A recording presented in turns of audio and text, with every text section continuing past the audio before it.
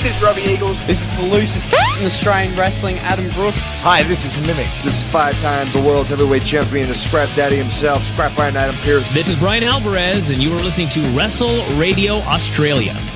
Welcome to the show, folks. My name is Josh Armour, and thanks very much for downloading Wrestle Radio Australia. This is our first episode. Oh, yeah! G'day, this is Big Brody Marshall. This is Brian Alvarez. This is Dean Brady of the Millennials. This is Jurassic Punk Sid Parker. How many of you guys have heard the term kayfabe? Hello, doggers. This is Jay Hunter from OSW Review. This is Matt Grim Basso. This is the loosest in Australian wrestling, Adam Brooks. This is Scrap Iron Adam Pearce, and you are locked in to Wrestle Radio Australia. I in the game, I'm champion, I'm Triple H. Undertaker, I'm your maker, bury the brother like Kane. Ooh, 1-3, hit the tombstone, hit the choke slam on face. Ooh, yeah, like a macho heel, tell like I'm Tommaso. If you suffer like tomatoes, I'ma keep a couple models. Ooh, and you may call me HBK. When I'm tuning up the vein, you best be getting in my way. Ooh, yeah, I'm degenerate, I love it, yes, I love it. If you ain't down with that, then I got 2 words for you, suck it. Too sweet, put your fangs up. Too sweet, holding up the cup. This big busy 23, got me feeling way too sweet. I was trying to make chicken salad out of chicken shit, and it was just awful. I've turned chicken salad into chicken shit. I will continue to do so. Here I was, blaming AEW for feeding you chicken shit, knowing you mindless millennials would be eating it up as if it were chicken salad, when it's really been your fault all along. Make chicken salad out of chicken shit. People is as people does, that's all there is to it. Put a square peg in a round hole, just never seems to fit. This is Bianca Belair. Hey, this is Kevin Owens. Hey, it's Seth freaking Rollins. It is the man, Becky Lynch. It's Rhea Ripley here, and you're listening to Wrestle Radio Australia. Ah, yes, good evening and welcome to Australia's longest running wrestling podcast, the one, the only Wrestle Radio Australia. I'm not Lachlan Albert. I'm your host for the night, Jeff Setti. Lachlan Albert is currently looking to book flights to get the fuck out of Queensland for next week. That's all we know. He sent a message to Todd and I going, I'm dead, fellas. I'm fucking dead. With a photo of a mask. And we believe it's Dusky's mask. We can't be sure. With me, as always, is the other man who's dead next week, because I've started a petition for him to face Big Brother Gore next week at the Pro Wrestling League Renegades of Wrestling event. It's the one and only Todd Eastman. How you going, Toddles? It took you 10 seconds to swear. Yeah. It took you 10 seconds to drop the F-bomb. You're killing us here, brother. Well, you don't tell me not to. Yeah, true. There's only one word you told me not to say, and I haven't been saying it. Yeah. No, we don't say deathmatch. I mean, how are you? I'm fine, thank you. Good. And joining us, we managed to get our Big E Langston in with that sexy, sexy moustache. It's the one and only from Pario Magazine and the wonderful Oz Wrestling Cards and all of Jamie Apps Media. It's Jamie Apps. How are you, Jamie? Yeah, not too bad. I'm thankfully probably going to survive next week, unlike everyone else. I think you will. I think you will. If you see Jamie around town, go and say hi, because it'll be really, really lovely to catch up with Jamie. I'm not going next week, and I'm kind of jealous of everyone that is at the last minute. I wasn't until now. Tonight we now you know how I felt. Now you know how I felt at Perth. Tonight we are looking at PWA Black Label Tag Race, which is the first PWA event of the year. We know last week we looked at Let Them Fight 4. This event was kind of subsequent to that. It was a good time. Let's go match by match. The opener was the Backslide Girls of Everett Connors and Shay Cassidy, accompanied by Kingsley, who defeated Aaron Jake and Belle Pierce. It is a title change. We have new tag team champions. And just a tad under 13 minutes. I'm going to open up with you, Jamie. What did you think of this one? A solid opener. I liked sort of the Aaron Jake stuff. I think Aaron has come a very long way since winning the titles. I think his character now is as strong as it's ever been for him. And I think they probably tried to cram a little bit too much of that into this, which kind of took away from the actual tag dynamics. But I'm excited to see where him and Bell now go without the tag. I don't think it'll be him and Bell at all, really.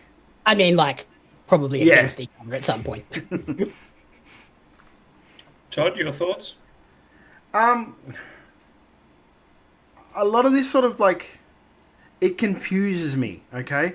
Because, like, if you were going to put the belts on the Backslide Girls, which is fair enough, I don't know why you do it in this manner.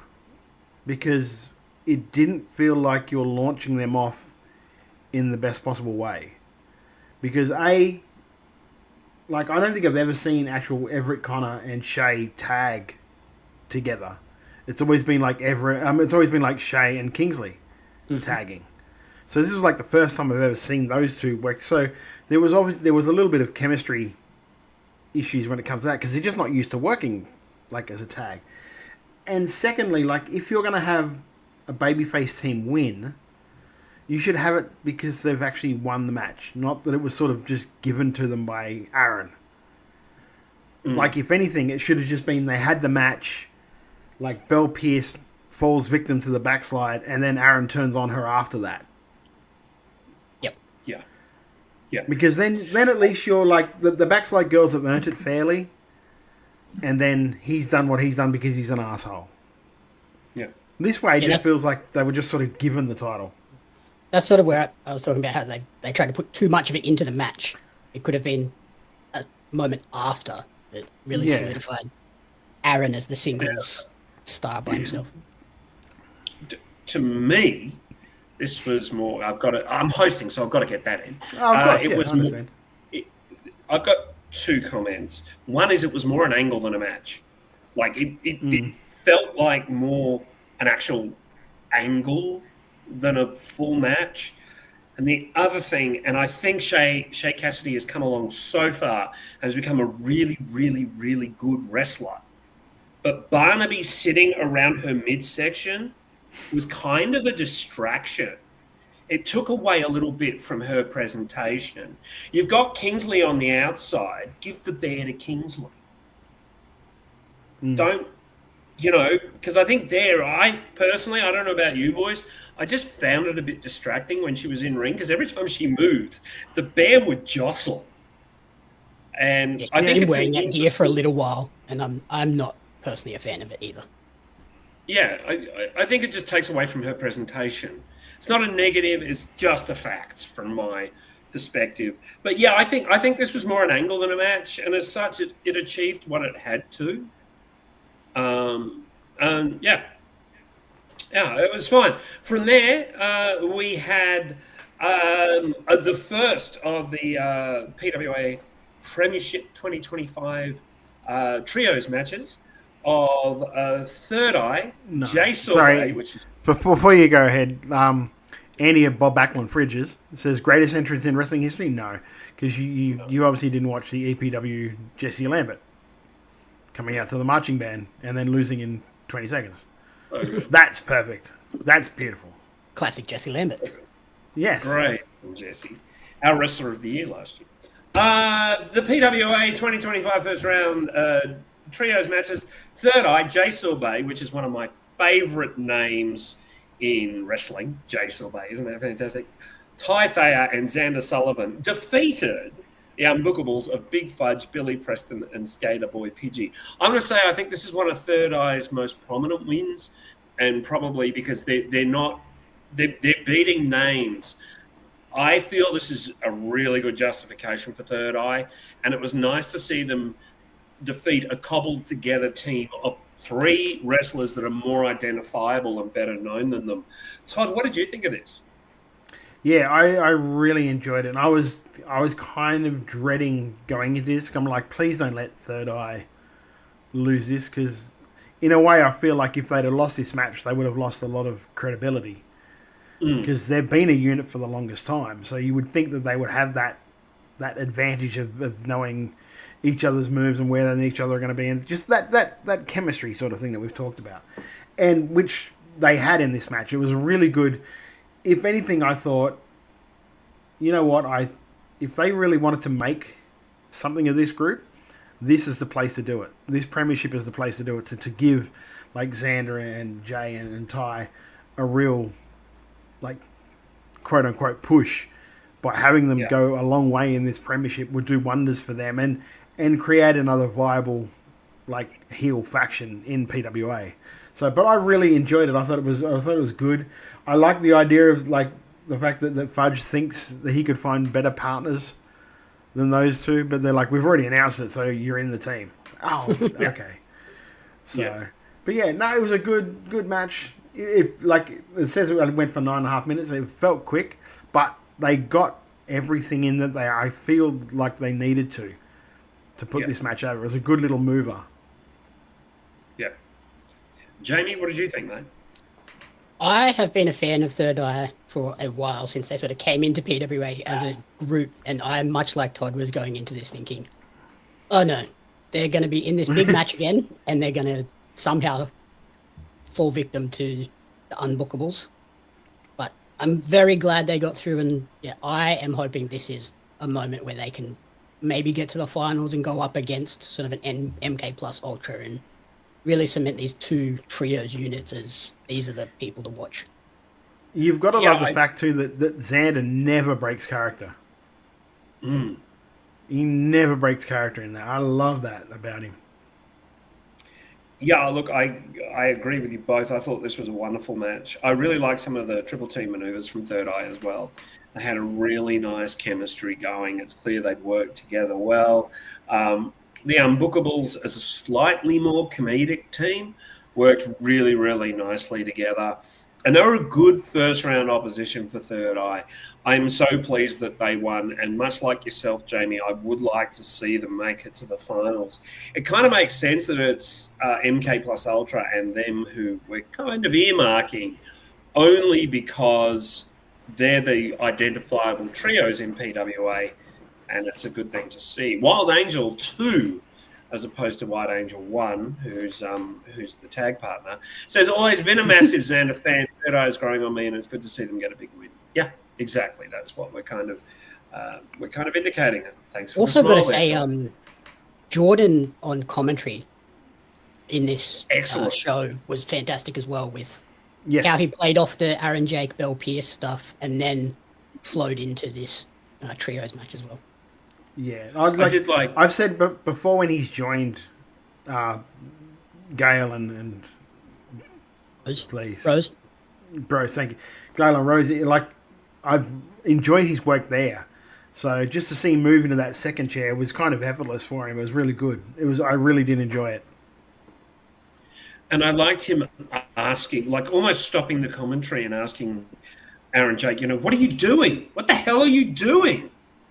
This isn't what we do, kind of like yelling at him like his mentor. It's really nice. If he stays in commentary, that's fine. And if it's a way to get him back in ring, that's great too. I think Jordan really, really worked well. You're right, against Rosie. And there's this nice kind of, the two of them bounce off each other really well. From there, we have a singles match. Jack J. Bonza defeating Nikki Van Blair. Jack J was accompanied by Digby Robinson and Nikki Van Blair, with Frankie B alongside her. Jack J. Bonza defeated Nikki in 10 minutes, 30 seconds. Jamie, what did you think of this? This was probably one of my favourite matches of Nikki's.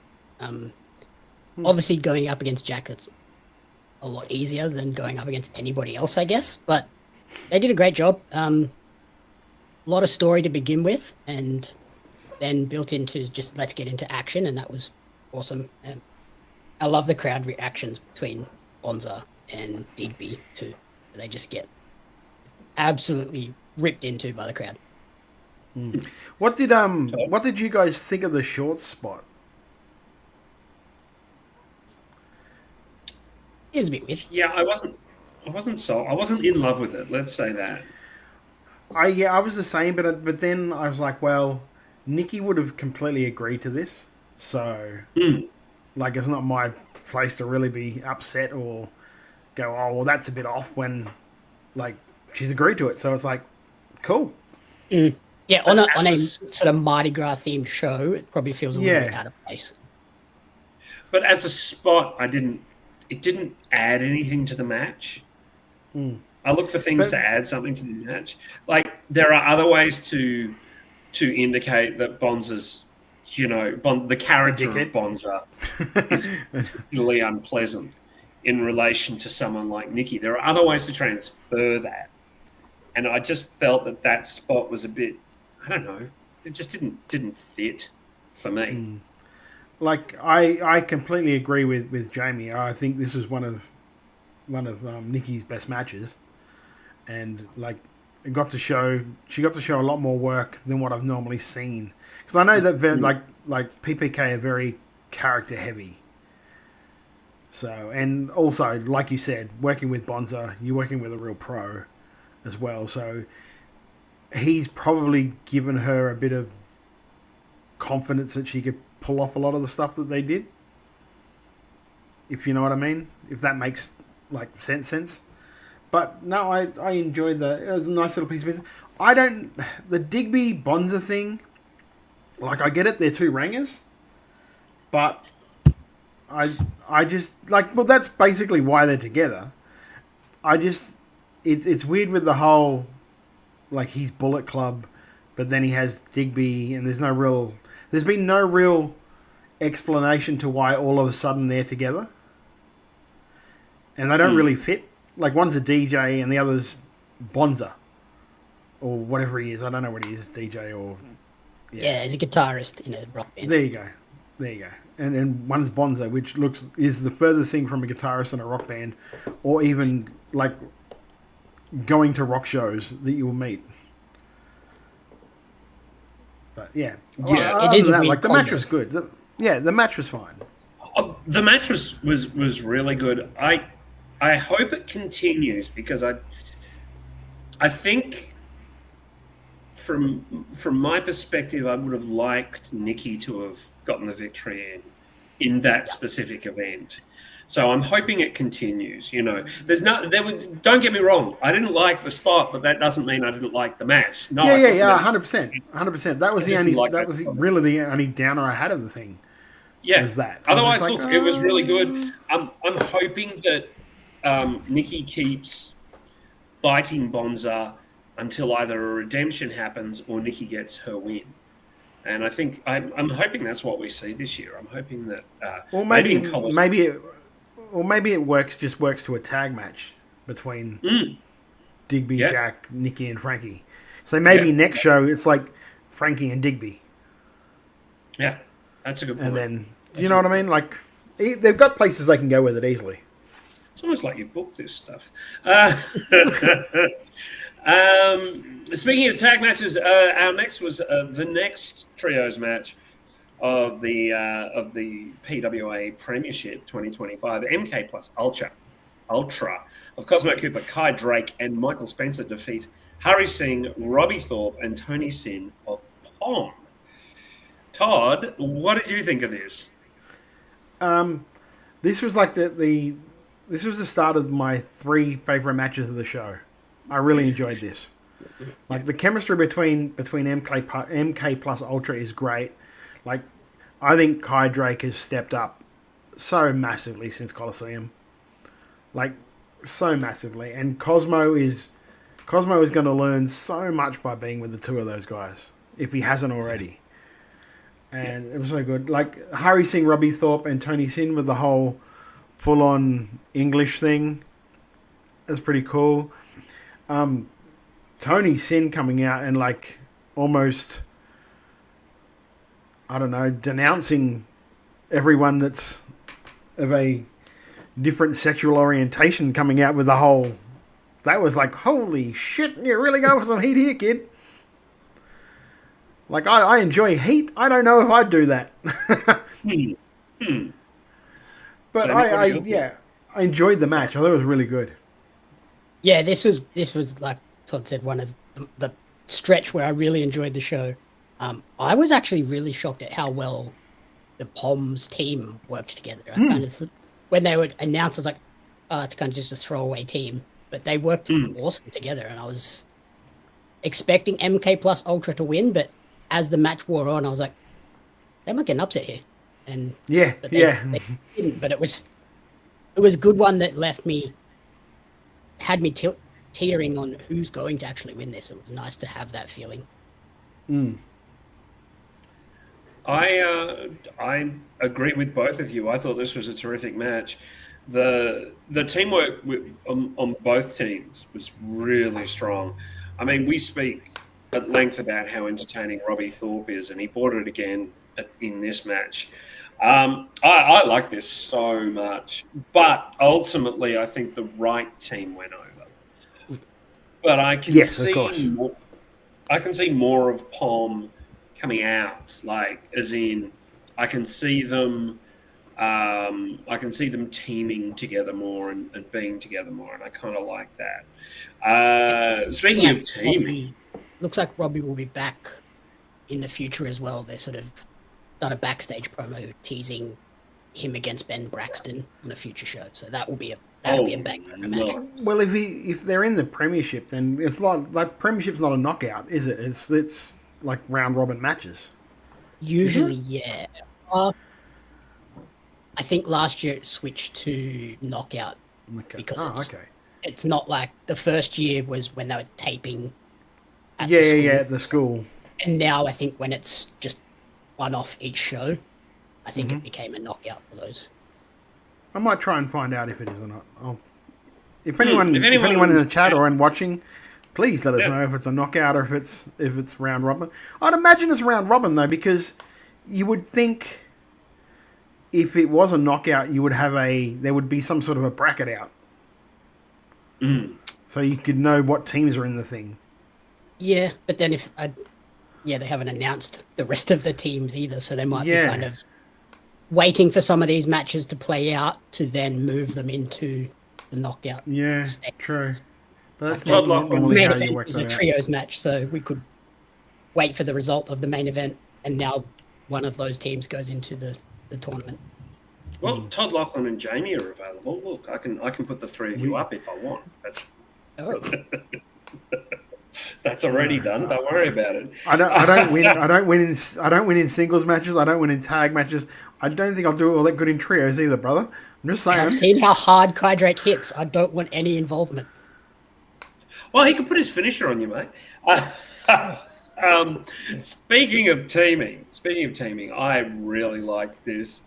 We had the regime of Backman and the example Ricky South defeating, and quite cleanly, the velocities of Jude London and Paris De Silva. Jamie, what did you think of this one? As expected, this was fantastic. Putting both of these two teams together, it was always going to be awesome. Backman and Ricky South have grown on me a lot. Todd and I spoke while we were watching the show. They need a new theme song. Yeah. They cannot just use Ricky's theme song. You can't come out to Ricky South's theme song, especially with this character of Ricky. Yeah, I'd like to see something like. Do you remember that ominous tune that William Regal used to come out to? Or the opening of Samoa Joe's theme song. You know, something that's got that little darker punch. Because I Will Survive, even though the key change is there and it's a bit more ominous sounding, it's still so incredibly singable and popular. Oh, especially with that crowd. That's like an anthem to that crowd. Yeah. That song. They need like a dark orchestral soundtrack. If you're going to use I Will Survive, an orchestral version that's a bit darker is a great idea. Todd, what did you think of this match? I loved it. Like, I think going into it, I think I called it that this was going to be one of the matches of the night. Mainly because they remind, like, Backman and Ricky remind me a lot of, like, Aussie Open, where they're two big guys that could be unbelievable bases for the velocities. And that's exactly what they were. It was they allow the velocities to do what the velocities do. But then they were also imposing with their will, which is great. This is basically what I would have loved Back Pain to have done, like 2 years ago. Yeah. Like if Jack Payne ever came back, I'd love him to come back and just rejoin Backman in the regime have that 3-man group of Ricky South, Backman, and Jack Payne. Because who's really going to stand up to those 3 monsters? Exactly. But yeah, I really, really enjoyed this match. So that was great. I thought this was just tremendous. I really did. Todd, you and I discussed how good we thought this one was going to be, and it delivered on all fronts. The only thing we argued on was who was going to take it.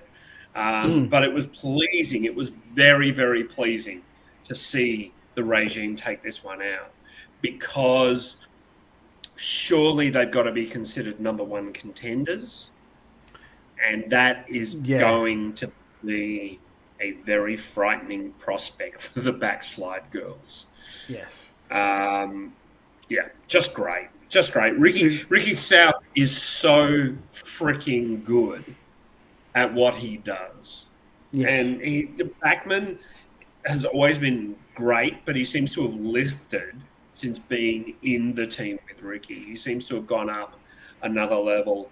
And Jude and Paris lost nothing by losing that match. No. How can you lose anything by losing to those monsters? Really? Yeah. You can't lose. I think it was Paris sold his leg so well through that entire match. I just want to, he got some kind of injury and just sold it beautifully through the whole match. I love this. I thought this was great. Shout out to Heel in the chat from Texas. Hello, how are you? Oh. See, I told you we had more than 3 viewers. There we go. Yeah, 4. Hi, Heel. Lovely to have you here. Speaking of heels, there wasn't one in the next match, but it was a really enjoyable ride.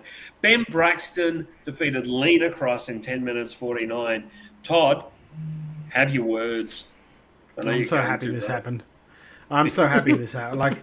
I was really afraid that they were just going to keep having him lose on every show, and I was just going to get madder and madder as the year progressed. But this was a great back and forth between the two. And a lot of times when you see intergender matches, they sort of have to work a certain way because there's always a size disparity between the male and the female wrestler. Even though Ben Braxton's a monster, Lena is just as tall, and they could credibly have a back and forward in certain exchanges, and you weren't really going, it wouldn't really happen, because Lena looks like she could take your head off. Yeah. So I really enjoyed this match. I think Lena loses nothing from losing this match, because I think Ben Braxton, like I've said, I think people just need to decide to give him strap the rocket to him, and just decide to make money with Ben Braxton, because that's all it would take. Just someone to decide, I'm going to make money with this kid, because he has money written all over him. He might as well get a tattoo on his back saying, I'm money, because the kid is money. Hello, Michael. Lovely. Michael Lee's just joining us in the chat. We haven't done our shout out to you yet. Jamie, what did you think of Lena and Ben Braxton? This was my match of the night. Lena loses nothing, and I think Ben always had to win this, but with Lena's sort of availability, it was kind of a foregone conclusion that Ben was winning as well. She doesn't lose anything, but I think, especially because Brax is probably likely to be at least Coliseum finalist this year. Well, you'd hope so. Hope so. Look, if not winner, I would hope he wins it after the crowd support that got behind him for the last year, and then he was left out. If he at least gets put in this year and then goes on to win it, that massive outcome for the crowd is going to be so good. So hopefully that's where we go. And either have that, or you have him get right to the final and then robbed in that final. So he has unfinished business for the next year. I wouldn't personally be shocked if this rematch is the final of Coliseum. Yeah, that'd be lovely. That'd be two people who really deserve it. I thought this was great. I agree with everything you've said. Some of the moves, some of the counters, the fact that it was a sporting contest, So by that I mean there was no clear heel. They were fighting to win and fighting with pride, and the end was nice. Look, just a terrific match. Great work from both of them. Lena Cross is phenomenal, and Ben Braxton is just. Let's hope they strap a rocket to him this year. You know, I would have liked him, last week, to get more of a definitive, strong win at the end. Yeah, that was the only sort of disappointing part.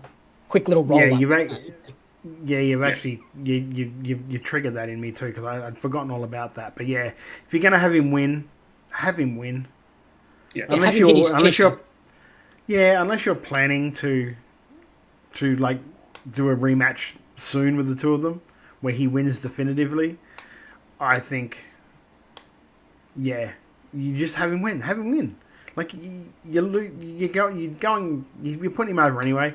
Put him over as strong as you can in the end, because you're having a competitive contest all the way up to then. Yeah, I would completely agree with that. That's the only slightly sore point to what was an otherwise excellent match. After this, we had our main event. North Shore Wrestling of Charlie Evans, Sam Osborne, and Will Keatis defeated Jimmy Townsend and the dropouts of Scott Green and Ooh the Tuckman. Todd, what were your thoughts on this? I've got to Maybe. This was a miss for me. It just, I don't know what it was.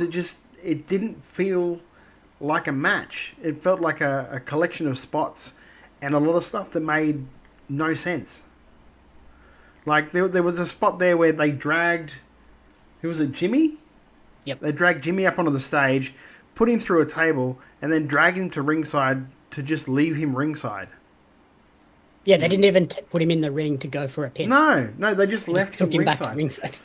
And they also they telegraphed what Charlie was going to pick as the stipulation by the ad for the show coming up, because the ad for the show was "I'm Still Standing" by Elton John was the song in it. So as soon as she said we're going to do a last man standing match, I'm like, no shit you are. Otherwise it would have made no sense doing "I'm Still Standing." And that was played during the intermission. Like if you're watching the live stream, during the intermission they played the ad for that match. And as soon as that theme come on, I was like, well, we know the stipulation she's going to pick because it's in the theme. But yeah, it just felt like, it didn't feel like so much of a match as it felt like they had a whole idea of all these different spots they wanted to do, and they just put them in. In no real rhyme or reason for it. Last man standing matches are so hard to get like that big crowd pop for the finish as well, because it kind of just happens. Yeah, but I can understand 100% why they've chosen that, because she's gone down with a foot or an ankle.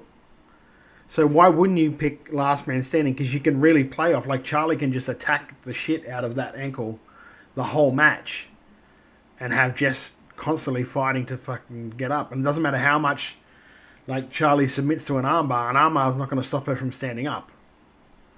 Yeah. So like I understand the psychology behind picking last man standing, especially when she's got the injury.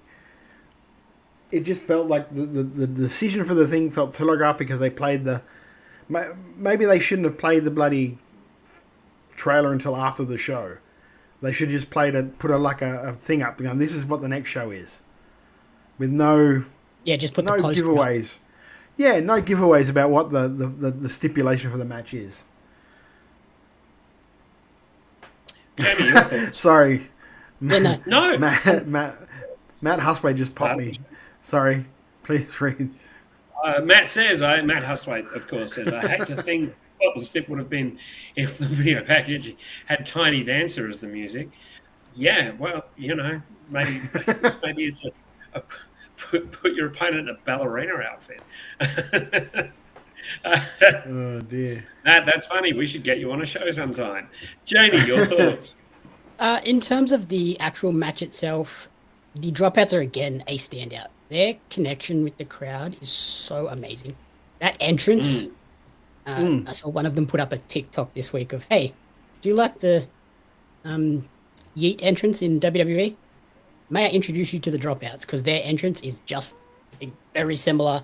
The crowd gets fully behind them, and I'm excited to see them do some more in the tag division, maybe be the team behind the regime following up for the tag titles. Certainly. Yeah, I had a lot of the same complaints as Todd. It was kind of just next spot. There was no real flow to this match. Yeah.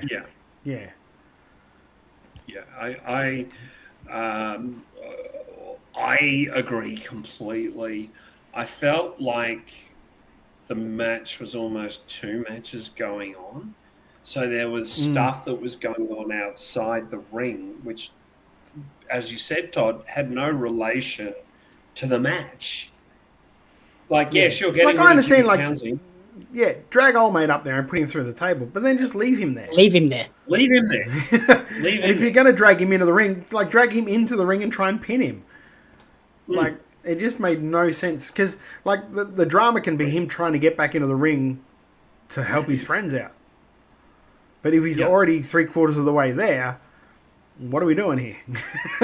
And imagine the heat on North Shore Wrestling if he starts crawling towards the ring and one of them dump down and, body slam him or give him an elbow drop or something to hold him back. Imagine the heat. It would have just been electric if he then eventually made it in, got the tag, and lost anyway. That's just... I think... Oh, that's beautiful. I think that's probably more what I found wrong about the match, is that they didn't really care, or it felt like, I should say, because I don't want to assume that they didn't. It felt like they didn't really care what the crowd was going to react to. They're just going to do what they wanted to do. You know what I mean? There was no real emotion build up there, because there was no real just like a heat to a hot tag, to a big comeback, to a cut off. There was none of that. It was just like, we're going to do this. We're going to do this. I'm going to drag him up through the table. Let's drag him back to the ring. Why? I don't know. Yeah. I guess, devil's advocate, you could say that maybe they were expecting Jess to potentially be back for this. And then they 100% would have. And then Jimmy would have been in that spot. But then it was like, they're all really good workers. They could have thought of ideas to still... And you still would have had that disjointed moment, though, even if Jess was in the Jimmy spot, because it would have been Charlie and Jess pair off, and then the Dropouts and Sam Osborne and Will Key just kind of pair off and do tag stuff separately. Yeah. So it was a bit difficult to mix them together, because it's clearly two stories within one faction.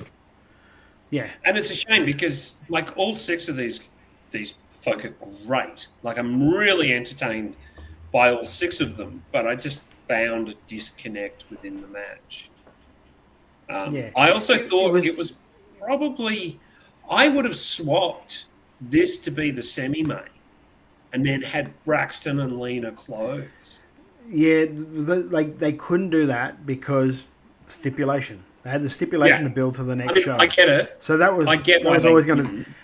And really, and no offense to them, because it's two great people, Braxton and Lena, that was a nothing match.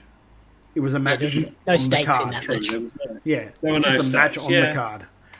If they were going to do, say, for some reason, they'd have found another trio team that was really good to put up against MK Plus Ultra, that possibly could have made. Yeah. As a first round premiership match. Yeah. But my other little problem with this too is Jimmy losing and being so heavily beaten down doesn't help with his next phase after coming off Grayson, putting out a challenge to Robbie Eagles for the sole of PWA title after this show. I don't see how he gets into that spot now. Yeah. Why couldn't you just done Scott Green or Tuckman taking that beating? Yep. Yeah, exactly. If you want Jimmy to then go on and face Robbie at the next show. But they've also had Jude has cut a promo as well, so I think Robbie might be facing a few different people when he gets back. Yeah. What did you think of the show overall, guys? Todd? I mean, the show overall was good. It was just like that middle part of the show, the MK Plus Ultra match, Regime, Braxton match, that was as good a stuff as you'll see on PWA. The other stuff was okay, but it was just like, I just feel like at the moment, PWA just aren't firing on all cylinders. And I don't know why, and I can't put my finger on exactly what it is that's changed. But it just feels like there's something slightly off with the main. And maybe it's because Jess is injured, so it's like she can't really be a big part of the thing. And maybe that's just what it is, and I'm not really looking like past that. But it just like those matches though, like if somebody says like what show me some good Australian wrestling, like Braxton Lena, the Regime match, like MK Plus Ultra, I'd be happy to show them. Going, this is what we've got going on down here in Australia. Mm-hmm. Like, do you know what I mean? Like, I love that, and everything leading into the North Shore, like Jimmy Townsend dropouts match, is another thing. You go here. This is what's going on. This is the story going into it. Yeah, their promos are awesome. Yeah, 100%, 100%. Really good. Really good. Jamie, your thoughts? Oh, sorry. Yeah, for me, PWA is kind of in a similar vein to AEW at the moment, where their big shows are phenomenal, and then all of the other shows are kind of like, there's some really cool stuff on this, but then there's some other stuff where I'm kind of like, was there? It was a match. It was fine. Hmm. Yeah. I kind of agree with both of you. I think that the show itself was quite entertaining. Like, I was pretty entertained for much of it. I really, really liked those three matches in the middle as well. I think that they held together the wrestling part of it and all the gaga, not in a negative way, but everything that happened around it enhanced the show, but wasn't really needs to be tighter in a lot of ways, in my opinion. But a really enjoyable show. Like, the commentary was fantastic. You're quite right, Jamie. And, PWA, like, gosh, I wish, like, they're still a great federation to watch and really entertaining. 100%. And if you want to watch this, you listening in or watching in on a Thursday on Twitch or Facebook or YouTube, you can watch this on YouTube for free, as Lachlan would say. That's right. You can watch it for completely nothing. Just go to the PWA YouTube channel and get yourself some popcorn, and you've got an entertaining couple of hours. 2.5 hours. It's about a third of the running time of one of the Avengers movies. That's it. I kind of wish a lot more Australian promotions did Friday night shows, like live stream Friday night shows, because I really enjoyed that. Like, sitting down on Friday night. There's no footy on at the moment, so I was like, I don't know, footy to watch. I was watching this. This is great. Live wrestling. They've also broken out nearly all of these matches as individual videos as well, so you don't have to watch the whole lot in one. Isn't that great? I also love the idea of PWA really leaning into, at this time of year, doing a full Mardi Gras themed show like this. I thought that was a great idea for them. I also It's great, but it's also very, like, it's very bold. Not bold. I don't know how to accurately. I feel like in some ways they're taking a risk in, like, potentially just marketing themselves to one niche market. But then again, like, the time of year it is, it's perfect for that in Sydney. I don't know how their tickets went, but it looked like a fairly full house. So, but I think they run the risk of maybe alienating some people. But then, do you really want those people at the shows? I don't know. I think they have been pretty good in the past with making sure everyone feels welcome at PWA. Yeah. I think I felt that the actual production, as in the camera quality and everything like that, was so spot on. Yes. The direction, as in the actual shot by shot direction and switching, was fantastic. You didn't miss a spot. And sometimes on a live YouTube stream, you can miss spots, but this felt so tight and so good, and it didn't give you like it wasn't switching so much that it was confusing. Yeah, Really see that's one thing. Like we talk about, like MCW being the promotion of the year last year and blah blah blah. Still, nobody does like live streaming wrestling in Australia like PWA. No, they're still PWA. Streets ahead of everybody. They have that down. Really, really. Their production team is absolutely phenomenal. Oh yeah, and they should. They're not only the envy of Australia, they have to be the envy of the world when it comes to their production. When you aren't like like I've watched GCW shows that are completely shitly produced. Oh yeah, compared to the PWA shows. But then again, I mean, he puts out like 6 of them a week, so it's like the prep time I can't imagine is great. There is a reason that one of PWA's producers works with MCW. Like, it's, kind of known a little bit. So, it's just fantastic. I thought the production was good. I was entertained by the show. Those few minor gripes are minor gripes. Yeah. And I think like that, I didn't hate the show, but you guys both know, and anyone that listens to this show for more than like a couple of weeks know that I tend to be more critical than everyone else. I think so like that, like my critical eye just like picks out these things. I can't help it. Doesn't mean I didn't enjoy the show, but yeah, I would recommend the show to anyone who wanted to watch it. Like, check out a PWA show. Yep, check out their last show. It was good. It was really good. Yeah, there's nothing on this show where I'd be saying, oh, you can skip that one. Yeah, exactly. No. Exactly. No. But yeah, go and check it out on YouTube. And like Jamie said too, if you don't want to sit down there for the full, like, I think it's 2 hours 20, go out of your way and watch at least the regime tag and Ben Braxton and Lena Cross, because those two matches were, for me anyway, the pick of that program. Yeah, I would agree, and it was great to see the show, and well done to PWA. I look forward to seeing your April show as well. There's enough intrigue with the April show to keep going. Those tickets, we'll talk about those tickets closer to the date. Don't forget, you can see PWA Tag Race on YouTube now for free. Just go to their YouTube channel. There's some other great Aussie wrestling happening. Sunday, March 2nd, Oz Pro Wrestling at the Central Ringwood Community Centre will be having their Reaching the Brass Ring show. I think this will be great. I think we're going to have a really, really fun follow-up show. Their first show was excellent. So grab your tickets now. I think his lordship mentioned that they're moving quite nicely. And last thing I checked out their social media, there's only one ringside ticket left.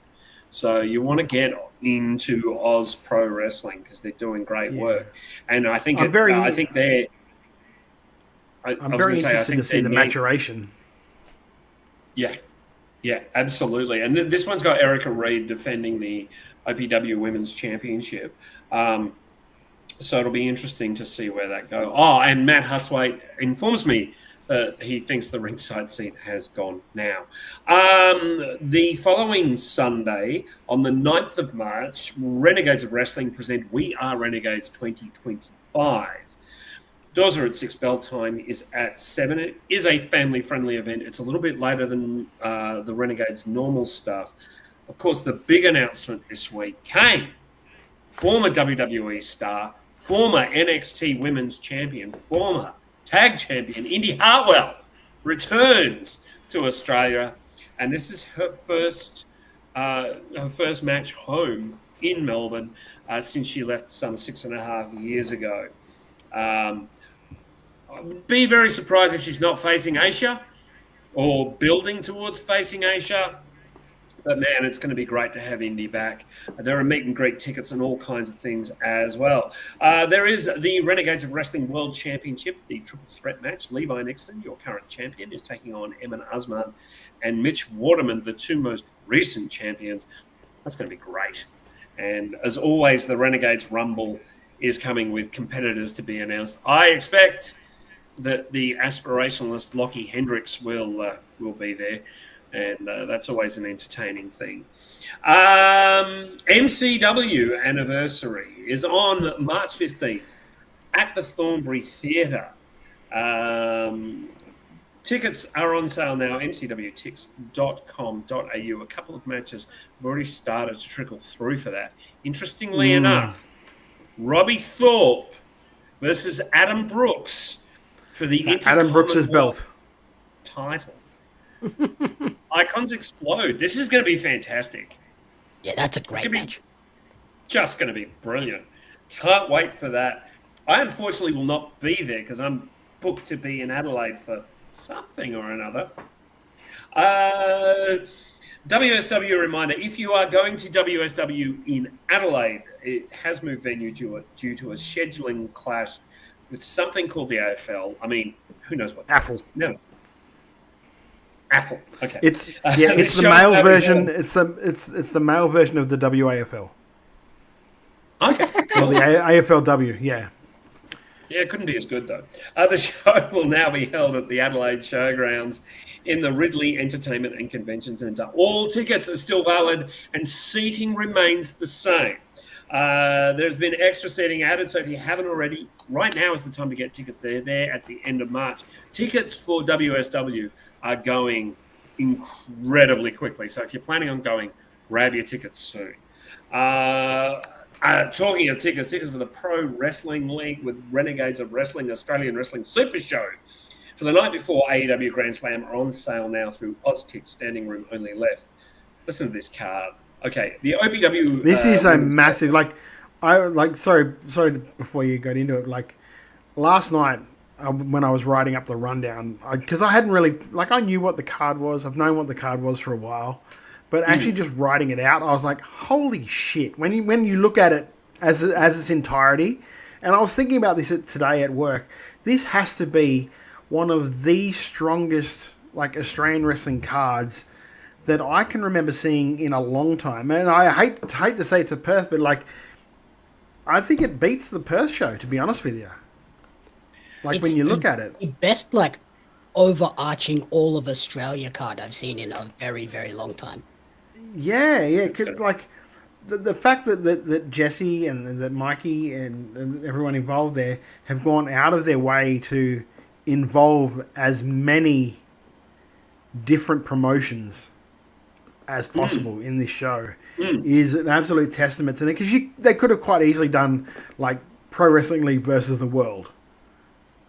Quite easily could have done that sort of thing, but they haven't. And also, before we get into it, I love the fact that it is not your usual suspects that are on the show. That we see every time we go, oh, there's a super show. Okay, we're going to get the Velocities, we're going to get the Parade, we're going to get the you know what I mean? It's not all the teams that everyone sees when they go to one of these shows. It's the whole new crop of young Aussie wrestlers who are really, really good that hopefully get exposed to a lot more people that would normally see them. And Jeff will tell you who they are right now. I am so excited about this show. I agree with you completely, Todd. As a side note, let's go through the card match by match. You've got the Backslide Girls versus Billy Mack and Eugenie for the OPW Women's Tag Team titles. A scramble match for the Queensland Openweight and IPW Unified Championships. Listen to this lineup. EC Diamond, Bojack, Ant Cava, JJ Furno, Moko Kai, and Craven are all facing each other for those belts. It's a scramble match. It's going to be insane and such fun. Chaos ensues. We have a second scramble match. I mean, this is and I got as well. just quietly too. I cannot wait for people to actually see Bojack in action. Oh God, no! You wait till you see this guy. Amazing. Matt, I believe it is being filmed because if it's not being filmed, then Lachlan's going to be sitting there commentating to nothing. So I hope it's being filmed. Otherwise, you just get the podcast version of the show. The State of Origin Scramble match. Listen to this lineup. From Victoria, the aspirationalist Lockie Hendricks. From WA, the Don Morleone's going to be there. Jack J. Bonza from New South Wales. Bobby Bishop from Queensland. And Dean Brady from South Australia. Big, meaty men slapping meat. It's going to be phenomenal. That is fucking off the charts. Second F-bomb for the show. Yeah. I must admit, I will say, because I saw people again complaining that, oh, why isn't this state involved? Why isn't this state involved?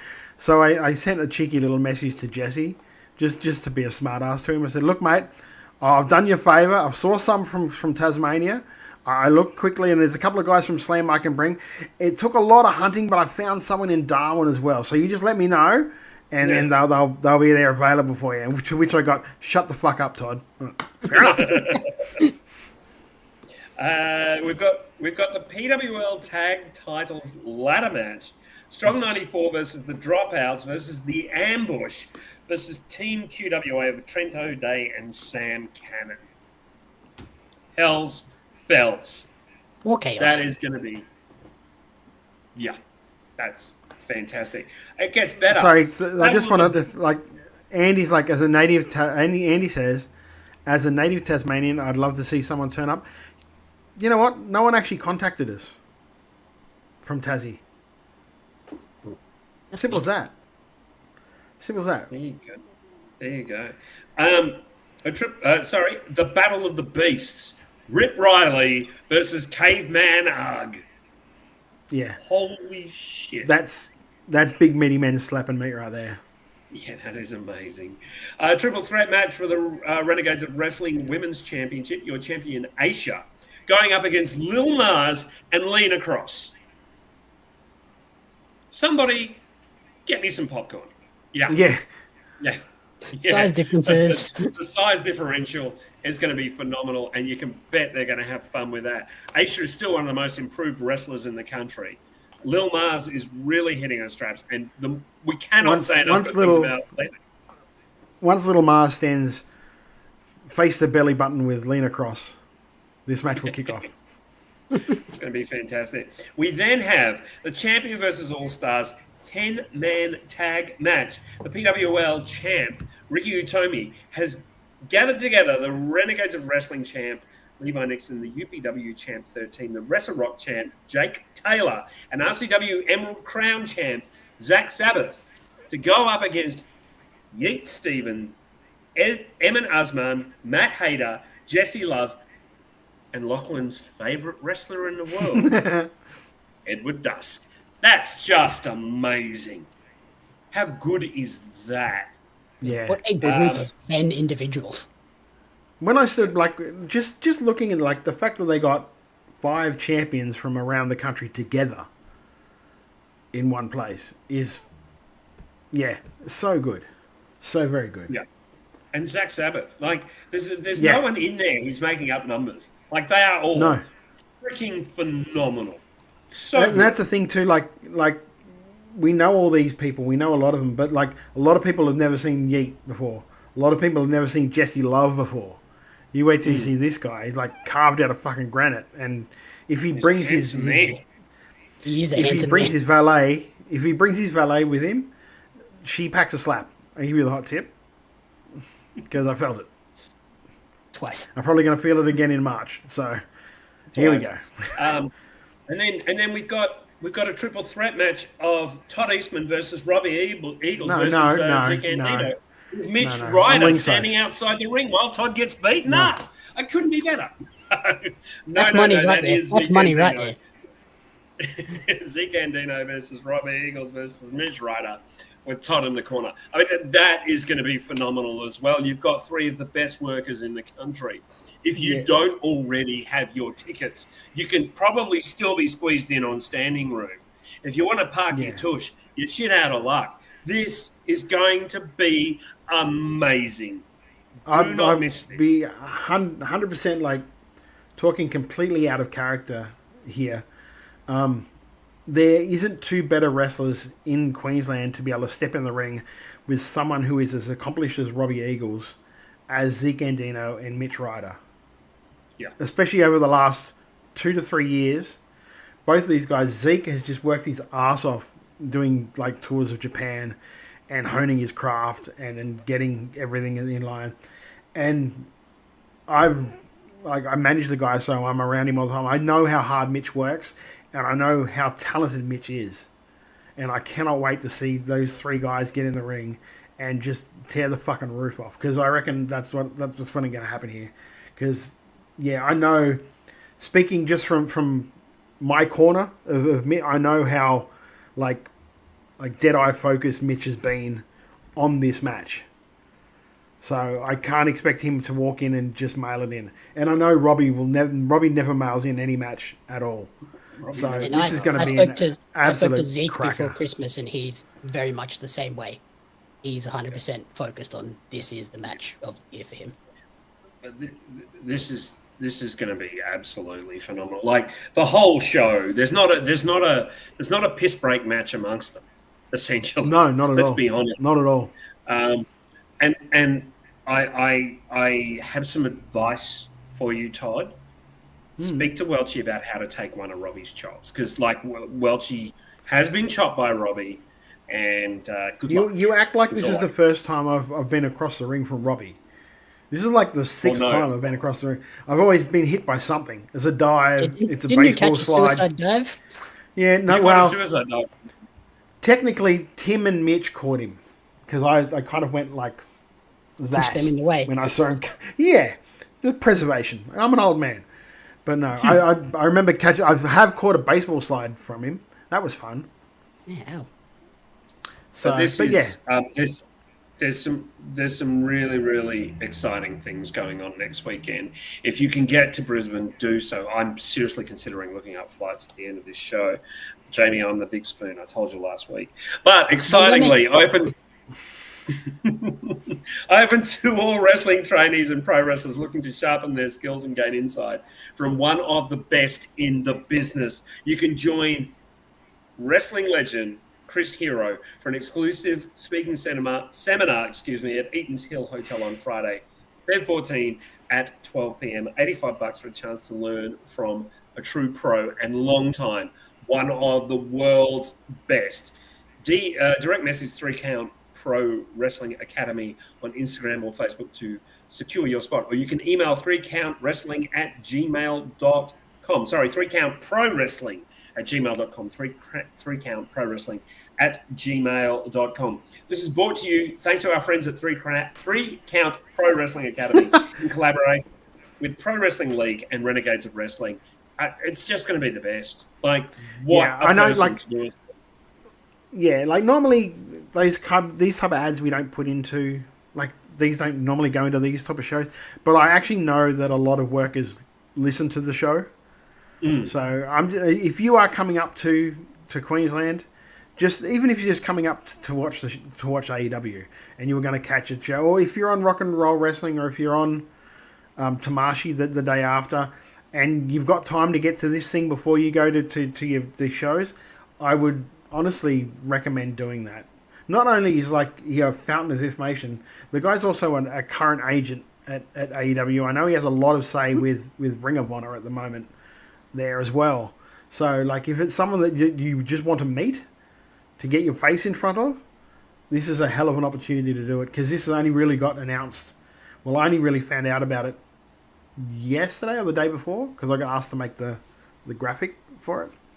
So it's the first time I found out about it. So yeah, this is a once in a lifetime opportunity. If you're a trainee or a pro, like a wrestler, trying to further your career, you don't just want to do your once a month in your local hall. You want to truly make something of yourself in the wrestling business. This is a great chance, a great opportunity to do such a thing, is to get in front of someone like Chris Hero and pick his brain. You'd be insane to pass up on that. Oh my god! And the great thing about Hero is, if you want to learn about ring psychology, you couldn't learn from a better person, because he's just always had amazing ring psychology. Personally, I feel like not reuniting the Kings of Wrestling in WWE. Sure, you didn't need to call them the Kings of Wrestling. That was a bit of a shame. Mistake. Bit of a shame. But this weekend, this weekend. That's next weekend. This weekend's also huge in Oz Wrestling. Huge thanks, and I don't know if he's still around, but thank you so much, Michael Lee, at Australian Wrestling Community Facebook page. Join that page. We all, like Todd, I know, writes often on that page. Jamie announces some of his amazing wrestling cards on that page, you know. So there's some great things happening this week. Of course, Slam Pro Wrestling League have Slam Rumble on Saturday, Feb 8. It is Rumble season. Let's not kid ourselves. Some great stuff going. So that is Saturday night. Also on Saturday night, Lucha Fantastica have Love Battle up there in Sydney, in New South Wales. Queensland Wrestling Alliance Tropical Rumble. Again, another Rumble on Saturday, Feb 8. South Australia have Riot City Wrestling Summer Sizzler on Saturday, Feb 8. And Wrestle Rampage Australia Clash at the Lion Arts Factory on Saturday, Feb 8. Everything's on Saturday, Feb 8. Just get used to hearing that. And finally, EPW Perth have Explosive Pro Wrestling Hot Summer Nights on Saturday, Feb 8. Some great shows coming up this weekend. Get a ticket to any of these events and you're guaranteed a good time. What else you're guaranteed to have a good time with is wearing our merch. That's right. Our merch is available everywhere. It's available from Redbubble specifically. And the money doesn't come to us. Oh, no. It goes to two very, very important men's mental health charities in Beyond Blue and Gotcha for Life. We have each other's backs. Wear it on your shirt. Cover your back with our smiling faces. Not Jamie's. He came along too late. We'd already made the merch, Jamie. I'm sorry. And there's no way we could capture that sexy mo in a T-shirt either, mate. Let me tell you that much. No, Redneck Kung Fu could not do it justice, as much as I love them. It could not do it justice, but thank you, Redneck Kung Fu, for making that shirt with some of Australia's wrestling finest, Davis Storm and Jack J. Bonza and some other greats of Australian wrestling, Matt Grimbasso, and a few others. I tell you what else is going to be great. We're going to come back in a few minutes, and what are we going to talk about? What happened this weekend? We're going to talk about the Royal Rumble. We're going to talk about the show from top to bottom and a few other bits and pieces and some other news internationally. Don't go anywhere. We're going to be right back after this. We have a packed thing of stuff for you to watch. So we've got about 9 minutes of stuff so the boys can have a break, go to the toilet, get a drink, and then we'll be back right after these guys. Wrestlemania will debut for the 2025 Adelaide Fringe Festival at Arthur's Art Bar, and we are extra excited to announce that we'll be partnering with Riot City Wrestling. We've got 4 big shows, 4 different lineups with comedians from the festival and wrestlers from Riot City. 2025 Adelaide Fringe Festival at Arthur's Art Bar. What are you doing already? Get your ass there, buddy!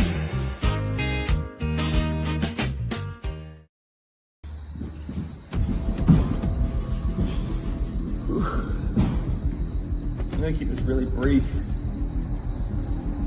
Why no Queensland? You remember that running joke, right? Past decade, nearly 10 years, why nothing happens in Queensland? And what? So much time later, a super show later, now it's how do I get on with Queensland? This match isn't about me. You know what it's actually about? What we represent. I don't care if you're a rogue army leader. I don't care if you're an aspiration of Melbourne. I don't care if you are the Don of Perth. I don't care if you're the muscle mercenary. What I care about is the people in the back. The people you ignored. People like Mitch Ryder. People like Ricky Utami. People like Yeet Stevens. People like EC Diamond. People like Zeke Andino. People like Dick Riggs. People like Strong 94. People like Decadence. People like Culture. People like Little Mars. And people like even Trent O'Day. And people, God help me, Todd Eastman. The very people you ignored for years who have been ready to light this fucking country on fire! A long time ago, a man named Mick Moretti made a hashtag saying, "You're gonna notice us," and trust me, February 14th at the Super Show, all of you are gonna notice us.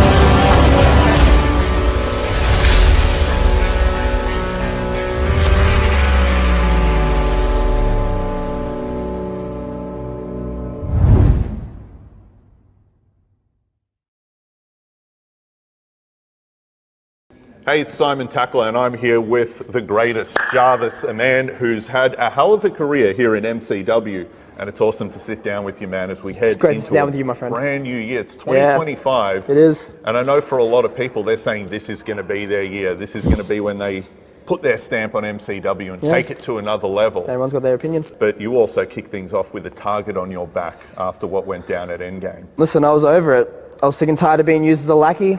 I'm ready to go on, move on. I'm ready to tackle on the next year and kind of just continue on with what made me as great as I was in 2023, really. You're in a different situation now. You're not an icon, and it feels like you don't want to be associated with them anymore. Is that going to hurt your career here? No. I mean, did it hurt my career before joining the Icons? No, I was at the top of my game before them too. So, I mean, Simon, I'm going to have to ask you for a better question here, my friend. But in saying that, when you were associated with them, you had your greatest success too. You went from a relative unknown, guy with great potential, to a champion, award winner. Simon, I think your memory might be a bit skewed, my friend. Because if you really think back to it, I was all of that before the Icons, before my association with Rocky, with Slex, with Brooksy. I was a champion, dual champion. And in 2025, it's only going to get better than that. Because I'm looking for that gold again, Simon. I lost that way in 2024. I was a lackey. I was someone pushed to the side, someone pushed to the back, someone that they didn't even want to recognize up here at the top. So this year, I'm going through all of them. I don't care, it can start at Rocky. It could start at Robbie. It could start at Brooksy. It could start at Slex. It could start at bloody hell the handshake agreements with Ricky South. You know what, Simon? You've just ticked me off. At the end of the day, through 2025, I'm going to go through the Icons. I'm going to break their little party up, and I'm going to enjoy it while I'm at it. Because that's what I am. I'm the greatest. And that starts at anniversary now. It's as simple as that. I told everybody that I was going to retire Outback Adam, and I did it.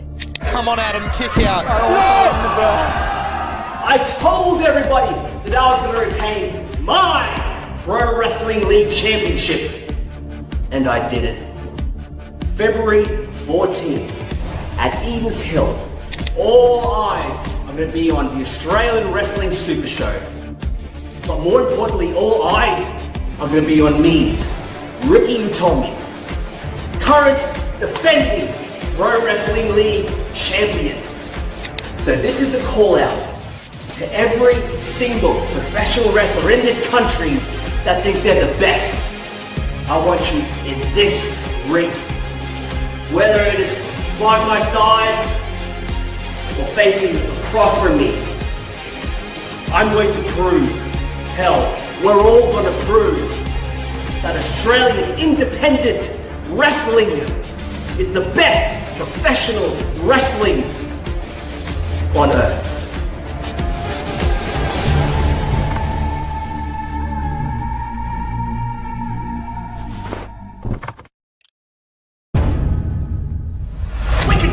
We can talk. Everyone shut up! We're doing a talking thing! We are the Bastard Brothers, Gore and Crackerjack. And were we successful tonight? No, we weren't.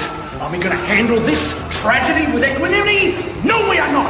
We are rolling into the next Renegades event against JXT and Funtime Phil in a no-holds-barred clusterfuck of violence. Gore, how you feeling about that? Oh, I'm jacked! I'm jacked! I'm ready to go! JXT, little fella! You shove those chips in my face, I'm gonna shove them right up your ass, down your throat, use you as a human puppet! Go off first speed at Renegades. Let's see what's next for Matty Romano. I'm gonna win the Renegades Rumble. Let's go! You wanna get hardcore? Crackers, Gore, bring it. No disqualifications. You know what? Now that the blows are dealt with, the only thing left on my agenda in 2025 is that Women's Championship.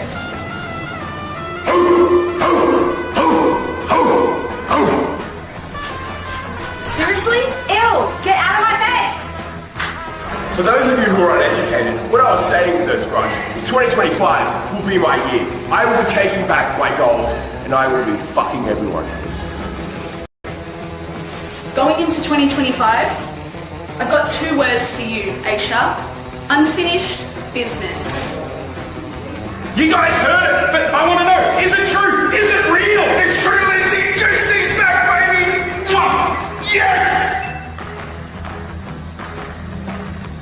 Family entertainment, that's what the Bastard Brothers are bringing. JXT funds I built, it's literally not personal, it's business. And unfortunately for the pair of you, we're in the business of crushing inferior wrestlers, bending our opponents backwards into human pretzels, standing on their mangled corpses, and riding forward on a wave of awesomeness to become the next Renegades Tag Team Champions.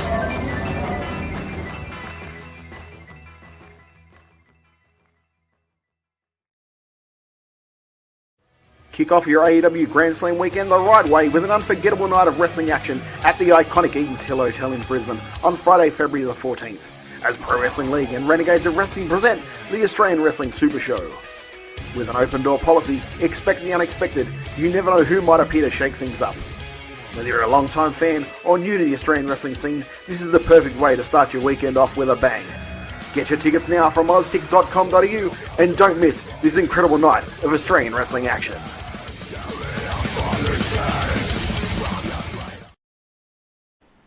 Holy shit, there were some great promos in there, weren't there? There were some fantastic. The Bobby promo and the Ricky Utomi promo was great. And then the Renegades of Wrestling Pulp Fiction video. I really like that. I really like that. Lots to see and do now, of course, on Sunday. And we'll do the results first. And then we'll revert back to some WWE news. On Sunday, we had the Royal Rumble. I want your thoughts on this one, fellas. We started the show where Charlotte Flair defeated Alexa Bliss, B-Fab, Bayley, Bianca Belair, Candice LeRae, Chelsea Green, Julia, Ivy Nile, Io Sky, Jada Parker, Jordan Grace, Lash Legend, Liv Morgan, Lyra Valkyria, Maxine Dupree, Michin, Naomi, Natalia, Nia Jax, Nikki Bella, Piper Niven, Raquel Rodriguez, Roxanne. You don't have to read them all out, brother. Sonya Deville. No, I'm almost there. Stephanie Vaquer, Trish Stratus, Okay. Zelina Vega, and Zoe Stark in 70 minutes and 20 seconds. Todd, what were your thoughts? Was that 70 minutes, 20 seconds like the match, or how long it took you to read that? I'm doing the men's later. I'll delete them before you get a chance. Oh, look, it was good. I felt this dragged a little bit. I don't know if a 70-minute match is something that should open the show. No. But like, it was good. There was some good little pops when Alexa came back. That was a good pop because Dave Meltzer swore they were far away from a deal. She wasn't going to be there. So, I think, as much as I don't like her, I think poor Nikki Bella suffered from the fact that everyone thought that was going to be AJ Lee. Yep. So when her music hit, they were just like, ah. Oh. Yeah, there was like a few people like, yeah, oh, damn. Yeah. Yeah. What did you think? I will say Trish looked great. Trish looked amazing, as usual. She always looks great. Honestly, like, because we talked about this the week before. Who else was it going to be, really, besides Charlotte? Anyone. Like, you look at it, and there are a lot of people that could have been, but you also like, you really want to do that? Yeah, want to do that? Like, a heel says Roxanne Perez should have won that, but Roxanne won by being there for as long as she was. Yeah, yeah. That's how she won. She was great. That she was great. And all of the girls from NXT that came up did well. Like, it was a nice little introduction for who they are. But you can imagine they're the ones that are probably earmarked to be on WWE TV in the next 12 to 18 months on the main roster. Yeah. I expect that they're going to try and keep Julia and Stephanie Vaquer down for a little while to sort of anchor the division while they're getting others ready like Saria and a few others. Jamie, what did you think of this one? Because I know you were telling me you did manage to watch this. Yeah, so as someone that has not watched anything since probably Mania last year, I watched Zaria's debut, and that's pretty much all the WWE I've watched. Do you watch like the Big Four and that's it? Pretty much. Yeah. Charlotte came out, and I was like, "Oh, there's your winner." It was mega. Do you know the funny thing? Yeah, like the funny you said, thing is, I even predicted the number she came in. Yeah, like mid-20s. I said 20, like when 27 was coming up. I said, because I have a group chat with a few of the boys. It was like Mitch and a couple of boys up in QWA. As soon as it hit 27, I've gone, this will be Charlotte. And bang, Charlotte came out. They're like, holy shit! And I did it again in the WWE, the men's rumble as well. And then the boys would tell the next one, and I just couldn't think of someone. So I was like, Randy Orton, and it was Damian Priest. I'm like, shit. That's when I thought that's why I thought that Sami Zayn might have won it, because he came in at the number that I thought, yeah, that's the winner. Well, 27 is like their magic number, isn't it? That's like it is. It's like won the most or something. Yeah. I think like 4 people have won from 27. So, but like it was good. Like it was good to see Jada Parker in there. It was there was a lot of, like, you forget how small Candice LeRae is until she gets in there with the guys. Like, she is tiny. She's a very, mind you, Gargano's no giant. Gargano's a pretty, I think he's about 5'10" or 5'11", so that's slightly above average. But yeah, but this was good. It was just a tad Jordan long. had a good showing for her. Jordan had a very good showing, and I also liked the respect they showed Jada Parker. Like, she was clearly shown respect from some of the participants in the match, and I like that. I did enjoy, the tag team of Raquel Rodriguez and Liv Morgan dominating that little bit. And I loved the Raquel throwing them over the top, Liv giving them the lung blower, and then them falling off. I just thought that was great. That worked really nicely. Especially when they got Trish and Liv kind of went, "Oh, you're sad about that?" She really had fun healing that up. I thought that was nice. I don't like Charlotte. Like, I don't like her. She's not an actively bad wrestler. She's just not the kind of person I want to see shoved down our throats all the time. And as Jamie and I think she's a very good wrestler. I think the fact that she's been shoved down our throats is why you don't like her. Yeah, she's in the Cena situation where everyone's just like, "Oh God, again." Yeah. Okay, we get it. And I think it's Charlotte. But really, when you think about it, what would you do with her at this point of her career? There's nothing else but like where she is on the card. Yeah. I mean, it'd be super weird if Amy. Yeah, because you couldn't imagine her going, "Well, I'm going to decide to go after the Intercontinental title with Lyra." No. And in isolation, I guess they could make a story about that, like where she just. But I haven't won that. They kind of already did that with the NXT one the year before. Yeah, that's true. Or the year before or the year before that. I don't know. It's been a while. And it told you exactly what the WWE Universe thinks of her when she came out at Raw and tried to do a babyface promo, and they just shit all over it. So she's like, "Well, I guess I'm a heel," and just went back to being a heel. It's like, I tried to dive into it, and even in NXT, she got a very mixed reaction. It was not a straight babyface reaction.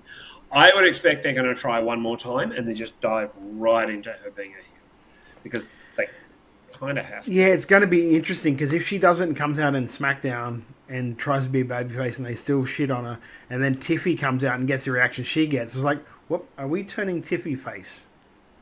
They have to. They basically have to do the double switch. They have to. They either have to do the double switch now, or they have to do the Bret Hart Austin moment, which I think they can do. I thought this was fine. I do have comments on this later. We then have an excellent WWE Tag Team title, best 2 out of 3 falls, DIY of Johnny Gargano and Triple H defeated the Motor City Machine Guns of Alex Shelley and Chris Sabin in 2-1 in 14 minutes. I like this, but I thought that if they trimmed the women's Rumble by 5 minutes and gave it to this, it would have had much more drama. Yeah, I think this. You didn't catch this one, did you, Jamie? No, I didn't watch this, but seeing that it was only 14 minutes seems awfully short for a 2 out of 3 falls. Yeah, this. I feel like this suffered from the crowd being burnt out. Mm. And they were trying. They were really trying. Like, the spot for the finish of the first fall, I loved. I thought that was so good. The fake tag, then the count. That was such a good... I don't know if have you seen the highlights at all, Jamie? No. I had to go okay, they to did a like doctor's appointment, came back, and then the report I got was like, it was fine.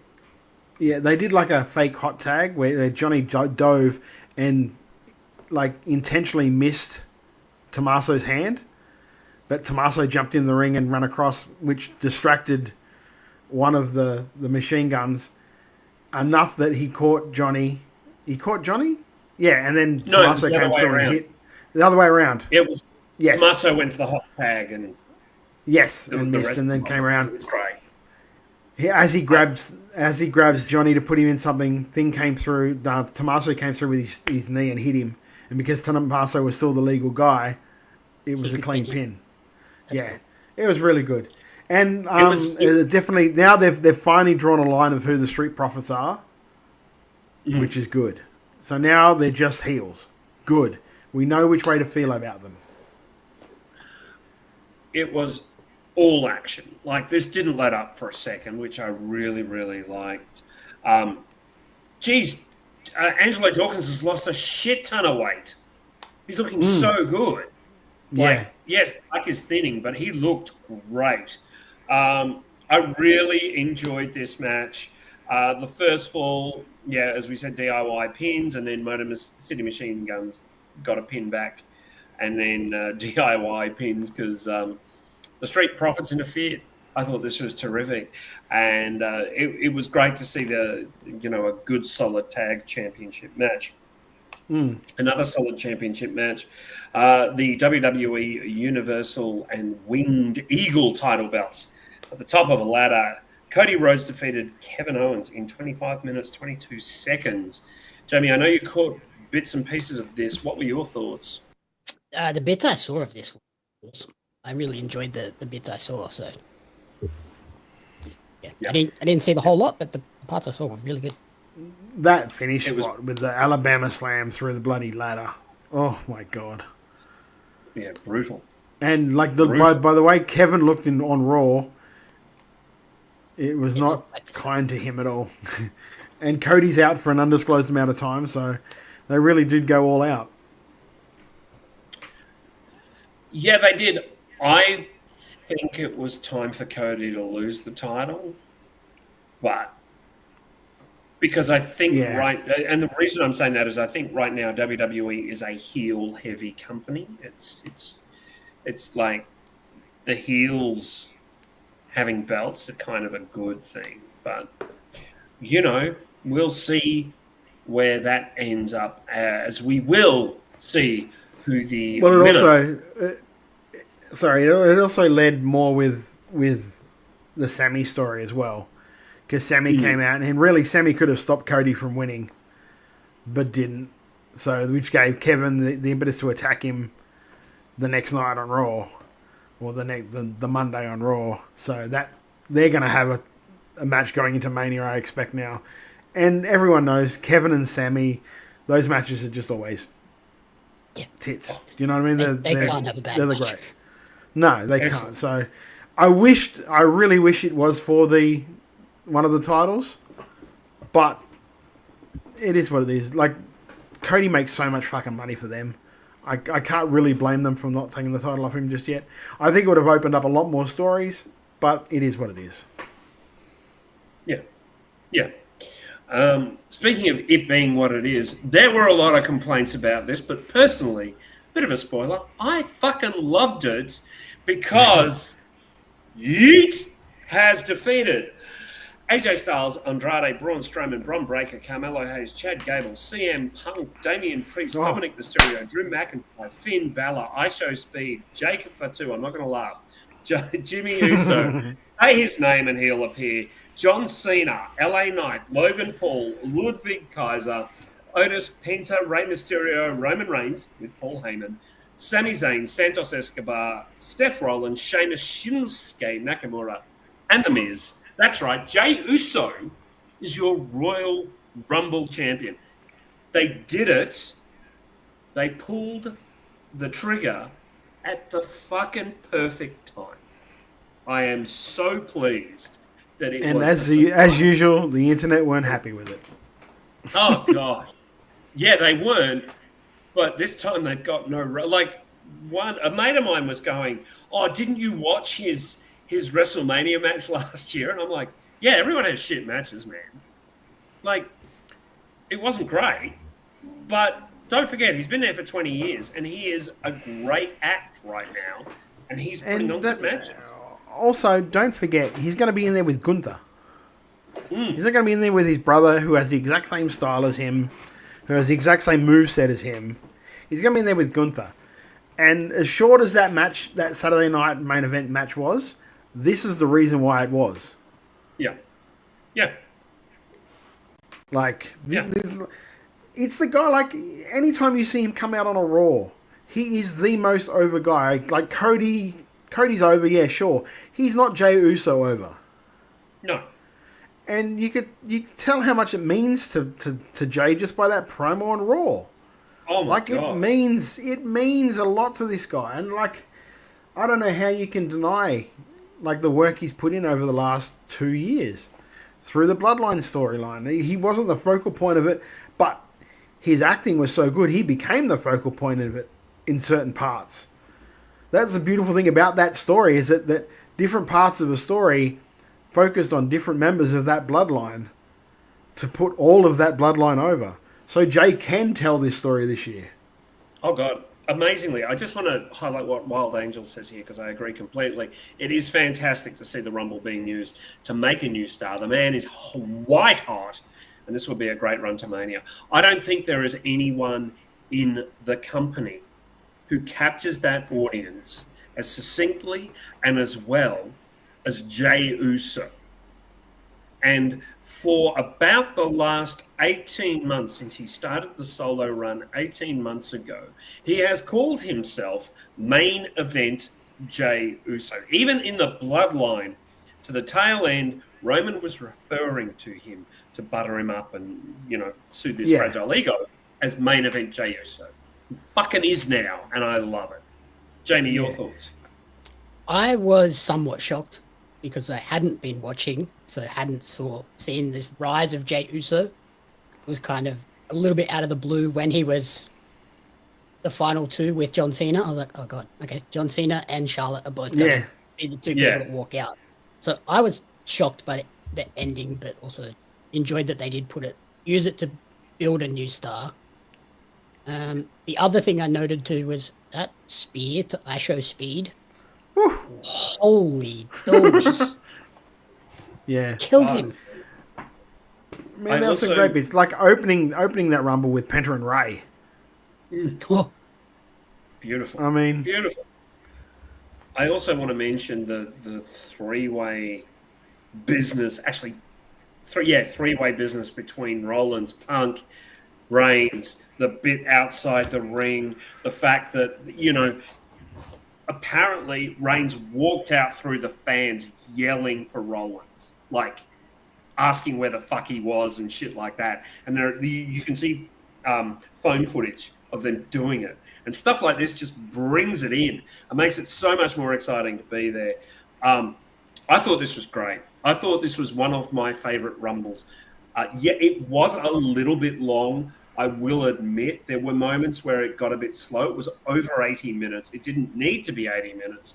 But by God, that last probably half an hour, and like you guys, I went, oh no, Cena and Charlotte? Really?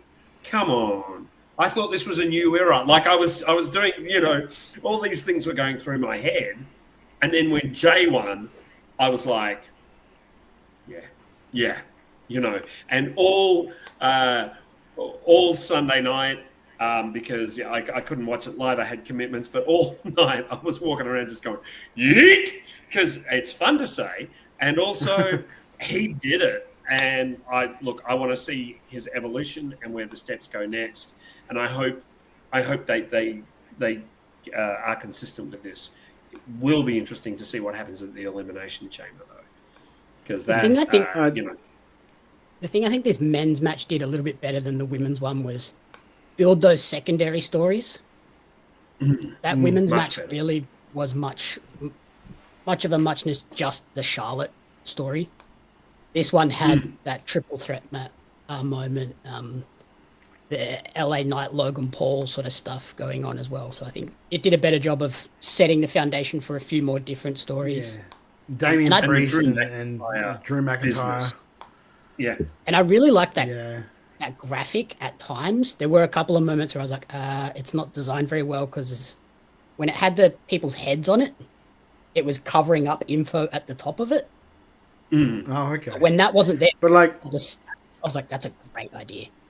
Yeah, I was like, as I was watching it, as I was reading comments online about it, I'm like, you can really tell the people that don't watch sport.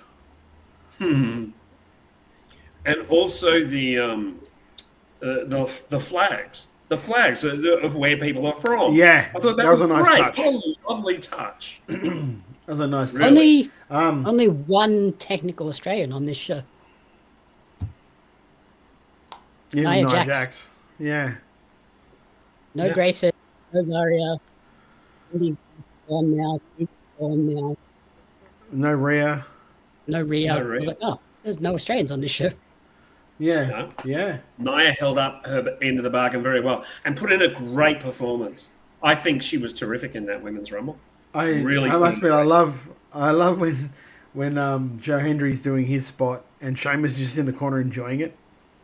Yeah, he's just sitting there watching him, and like to the fact that there was an interview with Joe Hendry and Chris Van Vliet, and he's like, I kept looking at Sheamus. I'm like, do I go over and attack him or what do I do here? And it was like, I just looked at him and he just seemed to be enjoying watching. So I'm like, I'm just going to keep doing what I do then. If he comes over and hits me, he hits me. And I like the business between Sheamus and Jacob Fatu, where Fatu threw him out and Sheamus walks up to him and goes, what'd you do that for? I was enjoying that. I thought that was so funny. Just really fun. I think that the men's rumble didn't just capture stories well, it also had more of a sense of humor behind it. Like, there were more fun spots within the men's rumble, and it's a shame. It's a shame. But I'm shocked they didn't do a Joe Hendry, John Cena, at least face off with all of the talk between those two of being like, oh, I want to face him. Yeah. Yeah. But a great rumble and a really fun. I know John Cena's going off to Portugal or something to film a movie. If he could just stop by Turkey on the way back, it'd be really helpful for him, I think. Get a MJF done? Yeah, get a bit of an MJF happening. There's a few bits of news emanating from this show. Obviously, the Drew McIntyre stuff has already been well covered by a variation of places. But during Saturday's Royal Rumble post-show, Cena appeared in front of the media. He said he wouldn't be taking any questions. Instead, he declared himself for the Elimination Chamber match on March 1 in Toronto. Cena explained that he hasn't headlined a WrestleMania since 2013, as he has always done what is best for business. But now, he said what is best for business is for him to win the Elimination Chamber. He officially declared he was going after his 17th World Championship, which would break the record for most world titles held in WWE history. He said he was not doing this for himself, but for the person's hand he will shake when they reach 18 titles. What are your thoughts on this, boys? I thought it was a great promo, and John Cena needs to get that 17th. Yeah, I think that nailed it. Todd, anything to add? Yeah, like if there was any doubt beforehand, because like let's face it, as much as I don't exactly enjoy what he's become, I love Ric Flair. Yeah, and I think that was one of those things where like, I think that maybe should stay with Ric for until the end. But then, like, Cena's got no controversy about that guy.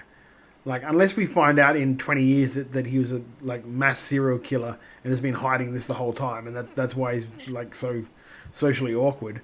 Lachlan is. Sorry. But like, really, and he's like true. Like, he's always done what's best for business. He's always done what is best for business. And yeah, like, him and Cody would be a good match.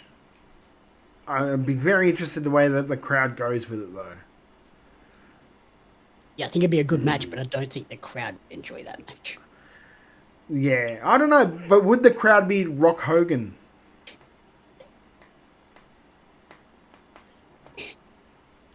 Very interesting. I think like a lot of up in the air with that. I think it's wide open. Whether they're going to just hold off on it, whether they're going to make the crowd wait a little bit longer. Doesn't have to be a WrestleMania moment that he wins at. Like, imagine if he loses at Mania and wins it later in the year. That'd be amazing. So there's a lot to unpack there. I wonder if they have any pay-per-views in Boston. the thing is, though, right? Like he has, like you want him to win it, but then he also has to lose it before the end of the year. Yeah, you can't have him win it at the last show of the year. No, because he's done. Unless he agrees to come back, and then that sort of ruins the whole, like, you'll never see me again. Because guess what? We're seeing you again at Raw, at like, Royal Rumble, because you run the title. You have time to lose it. Yeah. I also want to mention that I really like the blue. It was nice to see him wearing an almost normal color instead of something that burned the back of my eye. Mate, you're gonna every appearance he has, you're gonna see a different color. He'll be in red in the next one. Yep. Yeah. He's selling that merch, brother. Oh God, hand over fist, and good for him. I agree. It'll with tie you, into Todd. whatever the theme for the pay-per-view is that month. Oh yeah. If I had the notion, I'd like try and get every one of those shirts just to have them. But I'm really just like lazy. So I won't. Well, the Elimination Chamber's red. It'll definitely be red for the next one. Yeah. Yes. I think. And it's in I Toronto, agree. isn't it? Yeah. So. I agree with you, Todd. I think. I think had Ric Flair just gone quietly into retirement and not had the controversy that follows him, it absolutely would be something that would be that is kind of sacrosanct. Let's not break that. And I think that's record. what I think Paul Levesque would be like that too. Like that's a record we don't break, guys. I'm sorry. But I think now they have to because of the controversies around Ric Flair. But let's see what they do. We will be continuing to cover Cena's final run here on Wrestle Radio Australia. Join us each and every week where we talk about Cena's shirts. WWE is set to premiere a new show next month. Prior to the main event of the Royal Rumble, WWE showed a brief commercial hyping the upcoming debut of WWE Evolve. Sounds like a familiar name. Which will showcase young talent looking for a chance to appear on NXT, Raw and SmackDown. The show premieres on March 8 on Tubi at 8 p.m. Eastern Time, with new episodes dropping each Wednesday. We're excited to announce the launch of WWE Evolve, which will showcase in-ring action featuring rising WWE prospects as they look to make it to NXT, SmackDown, and Raw. WWE wrote on their social media. It was reported in the Wrestling Observer newsletter earlier this month that WWE Evolve would be coming this year, headed creatively by Gabe Sapolsky, hence the reason Evolve kind of works. Gabe is really good at booking young talent. I'm all there for this. According to the report, it will be similar to the former NXT show Level Up, but with its own angles and promos. Gabe is one of my favorite bookers. Like, he sat at the right hand of Paul Heyman for so long when he was younger that I think it's going to be great. There's no way this won't be really watchable. Yeah, Triple H also mentioned in the post-show press conference that it's really going to be like it's almost like the original NXT. NXT, yeah. Yeah. That's what I was thinking. They're trying to elevate NXT to be equal to Raw and SmackDown. Yeah, it's So now this is their NXT. they now have a developmental program for the developmental program. But like one thing I do like about it is I don't think you're not going to see like Daria on those shows. You're not going to see like I don't think you're going to see people that have been like indie darlings come on that show. I think this is mainly for prospects, like the actual like the ID people.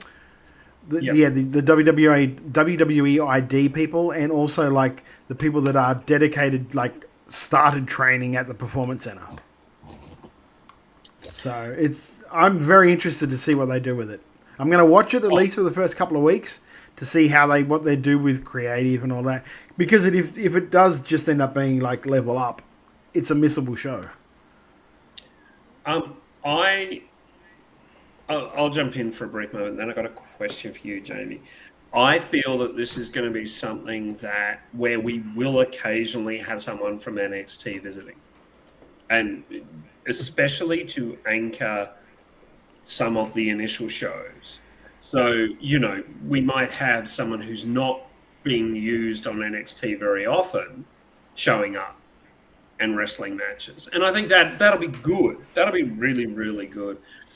I agree. I don't think we'll see that many indie darlings. But I think that Sapolsky is so smart and able to highlight people's talents that there's no way this isn't going to be. Yeah. I don't necessarily want to see I don't necessarily want to see those people that are on NXT on this show. Like, show me, like, I don't know if, like, I don't know how, like, deep into the rabbit hole you guys have been, but I used to love watching the FCW shows. FCW, like you could hunt them down because somebody used to put them up on YouTube. It was just on a local Florida TV station, but that was where, like, you first saw Liaki as like Roman Reigns. You saw the Fortunate Sons like Ted DiBiase Jr. and Brett. You saw like Bo Rotunda and his brother.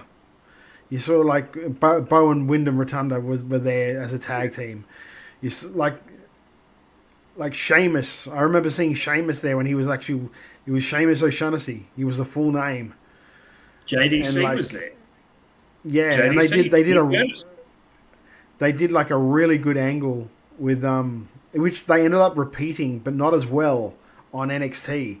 But they did an angle with William Regal and John Moxley or Dean Ambrose on that FCW thing, which was brilliant.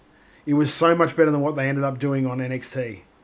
I really liked the angle they did with Richie Steamboat as well. There was some great stuff with Richie Steamboat. Richie, for me, is a great shame. Just getting off topic for a little bit, because he had so much promise and he was so good, and he was on track to be as good as his dad, which isn't something I'd say lightly. Yeah, they had a lot of promise in him. It's just unfortunate with injuries. But that's not the only news show that's been announced by WWE. Oh no, a news show featuring Stephanie McMahon talking to WWE stars is on its way to ESPN. Stephanie's Places will debut in March and is produced by Peyton Manning's Omaha Productions in conjunction with WWE and ESPN. It is a spin-off of Manning's Peyton's Places shows. That's not easy to say. It will be the first public project Stephanie will be part of since resigning from WWE in January 2023, following some other bloke's ill-fated return to the company. What are your thoughts on this, Jamie? I love shows like this, like just them going and like talking to people, not necessarily in character stuff. Like the AEW do that close-up show with Renee, and it's some of the best content that they create for YouTube. So I will definitely check this out. Yeah, I've seen shots of one of them where she's on like a yacht or a boat with all of the bloodline hanging out. Yeah. Like Jacob and like they're all just hanging out together, that's going to be a very interesting one to watch, I think. Yeah, I think it's going to be great. I also think that Stephanie, I mean, it appears at the moment she doesn't have as much of a horse in the race as she did a couple of years ago. So I think she's just going to be a fan again, which is kind of nice. I'm really, really looking forward to that.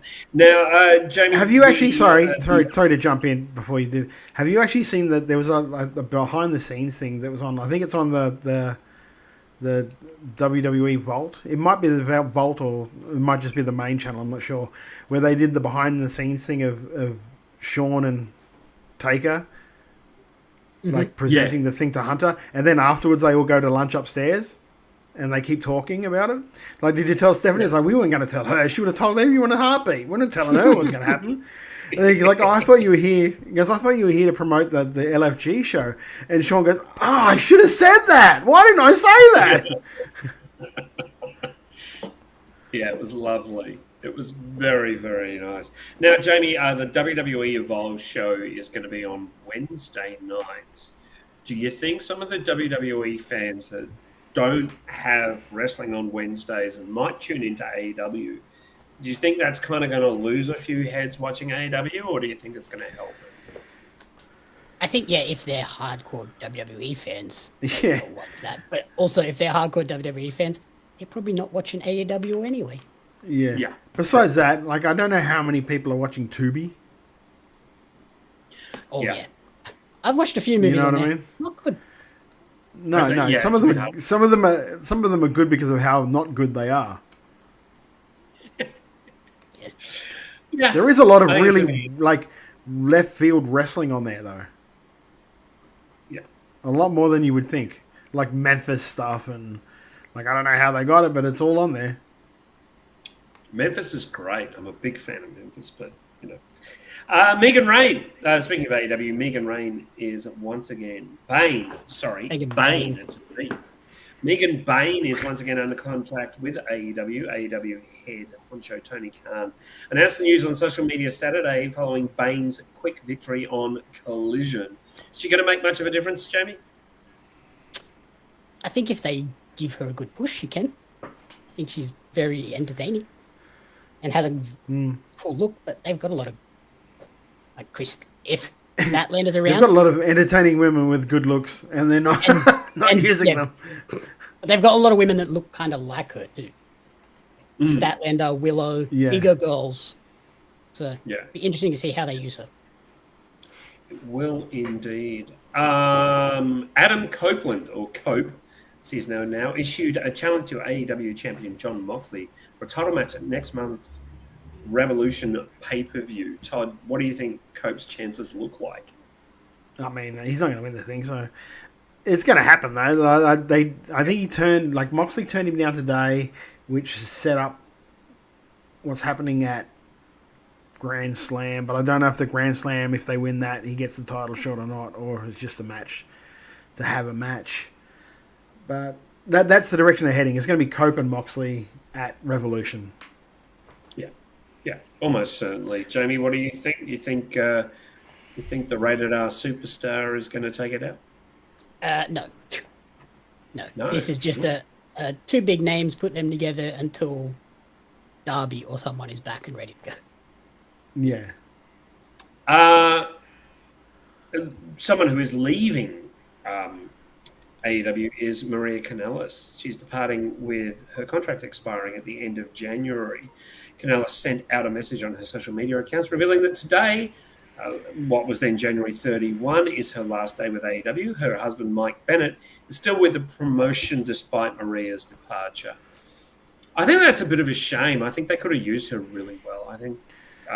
They used her a fair bit in Ring of Honor, but nobody's really watching Ring of Honor, unfortunately. And nothing she did really caught fire either. Like, it was solid. It was nothing that you went, oh, that's a team and a group that I need to see more of. Yeah. I think they could have used her mind a bit more in the back, like with some of those women's matches. But I will come to that comment in a moment, Andy. From I've saved it so I won't miss it. Yeah, great. Tony Khan says, and you'll hear that soon if you're listening in, Tony Khan says AEW Grand Slam Australia was always supposed to be a TV event. On Wednesday, TV Insider published an interview with Khan in which he stated that TNT saw an opportunity in scheduling Grand Slam after the NBA All-Star Saturday. This will be one of the biggest TV events of the year. This will arguably be the biggest TV card of the year, Khan said of the upcoming show in Brisbane next weekend. Having this be a TV event was always the plan. This is something that the network wanted. It's something the network brought to us recently as an opportunity to follow NBA All-Star Saturday. We saw it as a huge opportunity. It was a great vote of confidence for our partners at Warner Brothers Discovery. It will be one of the biggest nights of the year on TNT. It's a great opportunity given the lead-in.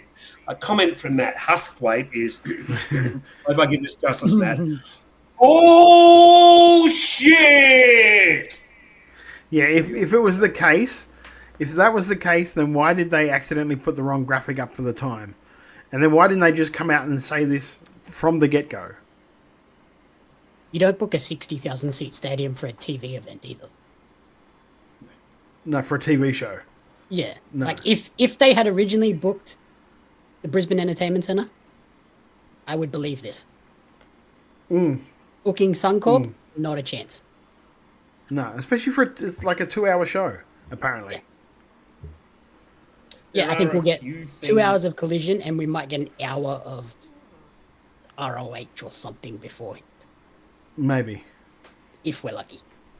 Maybe just dark matches. Here's the card. It's a great card. Kenny Omega and Will Ospreay versus Konosuke Takeshita and Kyle Fletcher. The AEW Continental Championship, Kazuchika Okada defending against Buddy Matthews. The Women's World Champion Mariah May will be losing to Toni Storm.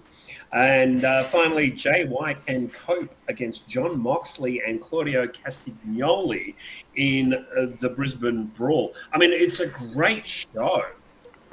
But if anything doesn't tell you house show, it's Jay White and Cope versus John Moxley in a Brisbane Brawl. How many times have you been to a WWE like event and there's always like a Caxton street fight, a Parramatta Road brawl, a Hindley Street rumble, the Melbourne Mayhem shit. Yeah, it's like that just screams we're on a house show loop.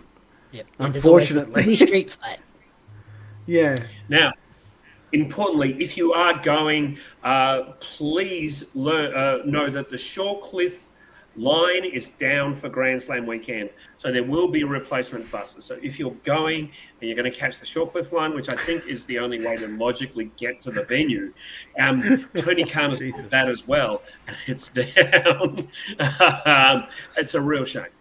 If anything says Snake Pit, I mean, go wrong for this show, and it has. I tell you what, it's just and the week, like I said, I keep saying this too. Wait till the week after this show, because I have more stories to tell that I can't tell at the moment. Yeah, and it'll tell you exactly how unorganized this thing is. Oh God, you can see. I'm so thankful I booked a car before I found that news out. Yeah. Yeah. Although I would have probably ended up coming to get you anyway. You can see it is a mess. It's just been really unfortunate for the brand. It really has. And we don't dwell on them, but we do talk about the unfortunate things here. We talk about the chicken salad, but we also talk about that goddamn chicken shit. And there's been a few things to talk about, I'm afraid.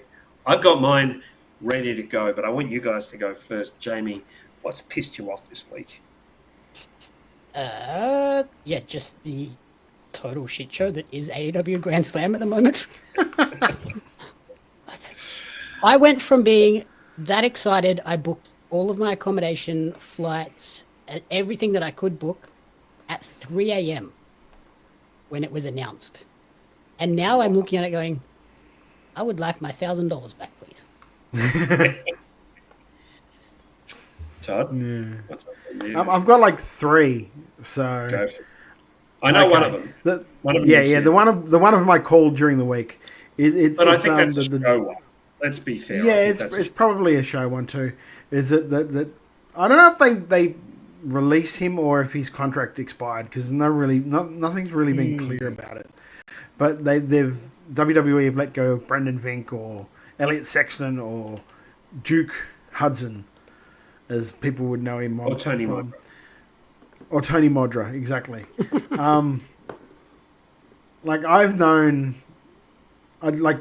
We're not friends, but we've known each other. Like, I've known Elliot Sexton, Brendan, since I started. So 14 years. He was like one of the trainers when I started training at Ring of Honor. He was pretty much When you saw that Vink was taking training, you were like, shit, because you knew you were going to get run to buggery when he did it. But he is one of the most talented workers, both in ring and behind the scenes, that you will ever meet. And he really just needed an opportunity and a chance. And really, he did a lot of what this show is called. He turned a lot of chicken shit into chicken salad. Oh, God. There were times they, like, if you think when WWE was in their darkest time and stuck in the Thunderdome and they just couldn't get people there, all of a sudden, like, Brendan and Shane Thorne got thrust onto Monday Night Raw for a couple of weeks because they needed someone. And then just got dropped away when the other guys could come back and never really got a chance or never really got boosted from that. And then you got him put with Chance U and you thought Chase U, sorry. And you kept waiting for that turn. And you kept waiting for that turn. And we're still waiting for that turn because it never came out. He just released like a promo sort of thing with like he's got like an alter ego, like a bad alter ego and a good alter ego, which is going to be fascinating to see unfurl over the next like couple of weeks. So I'm very interested to see where that goes. But yeah, at 6'5" on Instagram, on X. Well, all this. So please, pardon? And also on Insta. Yeah, it's him on everything. Yeah. Okay, I'm gonna say this, and from my perspective, Vink will be fine. Sexton is a very likable human being. Like, he is such a nice person.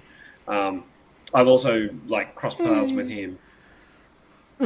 No, he is. I'm kidding. He's a nice bloke. I think he's going to be fine. I think he's going to pick up some work, and I hope eventually he makes his way back to WWE and proves them wrong, because apparently the word I have heard is it's because they couldn't picture him on the main roster. I don't think they tried hard enough, to be honest. No. I don't think they tried Not hard at all. enough. Yeah. I'd like to see him maybe go to TNA and prove them wrong. Yeah. Yeah, I think he'll either go to Steph TNA DeLander or... might disagree there. Was that? Steph DeLander might disagree there. Yeah. But I think it's going to be interesting to see where he goes. What's the rest of your chicken shit? Yeah, my second chicken shit is an AEW related chicken shit. Like this week on Dynamite, they brought Mark Davis back as a heel with Don Callis, and I don't really think they didn't even make it clear if he was in the Don Callis family, because all they really said, like, he kind of said, like, if he didn't win this match, then he's not proved anything to me. So maybe this was a one and done. So you brought back a guy who is from Brisbane, turned him heel for one match, and now we don't know what he's going to be doing after this. Where you've had, since he's come back, what, a month and a half, 2 months? You could have built something over that 1.5, 2 months where he goes after someone who's not on TV very much at all, like Daniel Garcia. And have that match. Give him a TNT title match. Give him a TNT title match. I don't care if he loses or not. The crowd's going to go apeshit when he walks out because he's a Queenslander. He's a Brisbane boy. Like, you've got two Brisbane people on your fucking roster. One's Tony, who's from the Gold Coast, and then you've got an actual Brisbane boy who, by all rights, isn't even advertised for the card. They've also got Harley Cameron. You've got Harley Cameron as well. But see, the difference with that, right, is that, like, and this is no offense to Harley, she never wrestled here. Yep. Like, Tony wrestled IPW, Tony wrestled in AWA. Tony did that. Same with Davis. Davis did a lot of that shit as well, like PWAC and all of that sort of stuff. Like, they're local independent wrestling guys that went and made it big and are coming back to a big show. This could have been amazing for them. The thing is, like, you've got Buddy Matthews, who's like, he's from Victoria, but he's an Aussie, and he's a beloved Aussie, which is great. You got Tony, who's a face, and then you got the other Aussie is a heel, who's in the other bloody one of the highlight matches on the card. So we can't even really cheer that guy when he's coming out. And now if Davis comes out to help him, that's another heel we're supposed to not cheer when it's Mark Davis. And unless he comes out and helps Ospreay or something. Yeah, maybe. It's going to be weird no matter what. Yeah, it's going to be weird no matter what. Surprisingly for AEW, it's a confusing mess. my third one is more like it's like a local wrestling thing, right? I hate seeing when I see something on local wrestling which is a direct rip off of what's going on WWF or WWE, sorry, or AEW at that present time.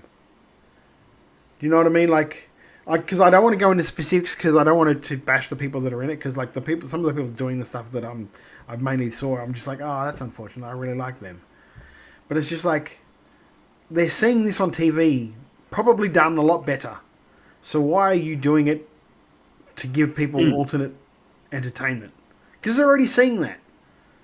So why would they they're just going to go, okay, that's fucking John Cena from Temu coming out now.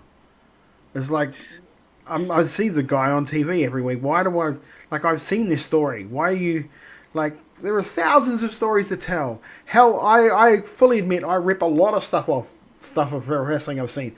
But everything I rip off from wrestling I've seen, it's usually from the 1980s or the 70s or some obscure storyline, which I've gone, that's a really cool storyline. I can adapt that. And that's the key version. The key word is adapt. Don't blatantly spot for spot rip off the angle. So and there are a lot of really good creative people in Australian wrestling. Just think a bit more when it comes to it. Just think a little bit more. Because you're trying to get people to come back. You don't want people to go, I've watched that on TV, why do I have to come and watch it here? Yeah, that's completely fair. And as someone who's in that side of the business, like the creative side, that fucking annoys me. When you have that chance to be creative and you just go, I'm just going to do what they're doing on TV just a couple of months after. Right. Okay, it's time for my chicken shit. This may be an unpopular opinion. I never, ever, ever, ever want to see Nikki Bella again. She is shit. She is the drizzling shits. She has always been the drizzling shits. Don't tell me she's improved. She hasn't improved. She's fucking shit. Please, don't bring her back for a one shot. Don't bring her back for anything. You want to bring her back to be a guest timekeeper. Fine with that. Don't want to hear her talk. Don't want to watch her wrestle. Yeah, a lot of people romanticize that time in women's wrestling.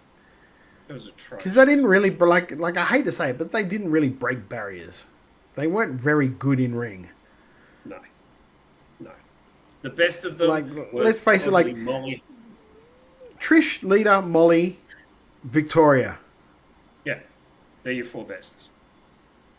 And then the rest of them were really not very good, unfortunately.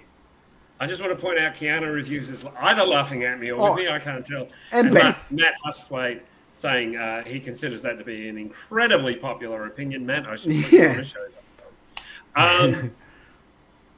Look, I just feel that she is of a time that is particularly not looked on fondly, as you've highlighted, Todd, and we don't need to see her. I also don't need Charlotte to have won the Rumble, but that's a different story.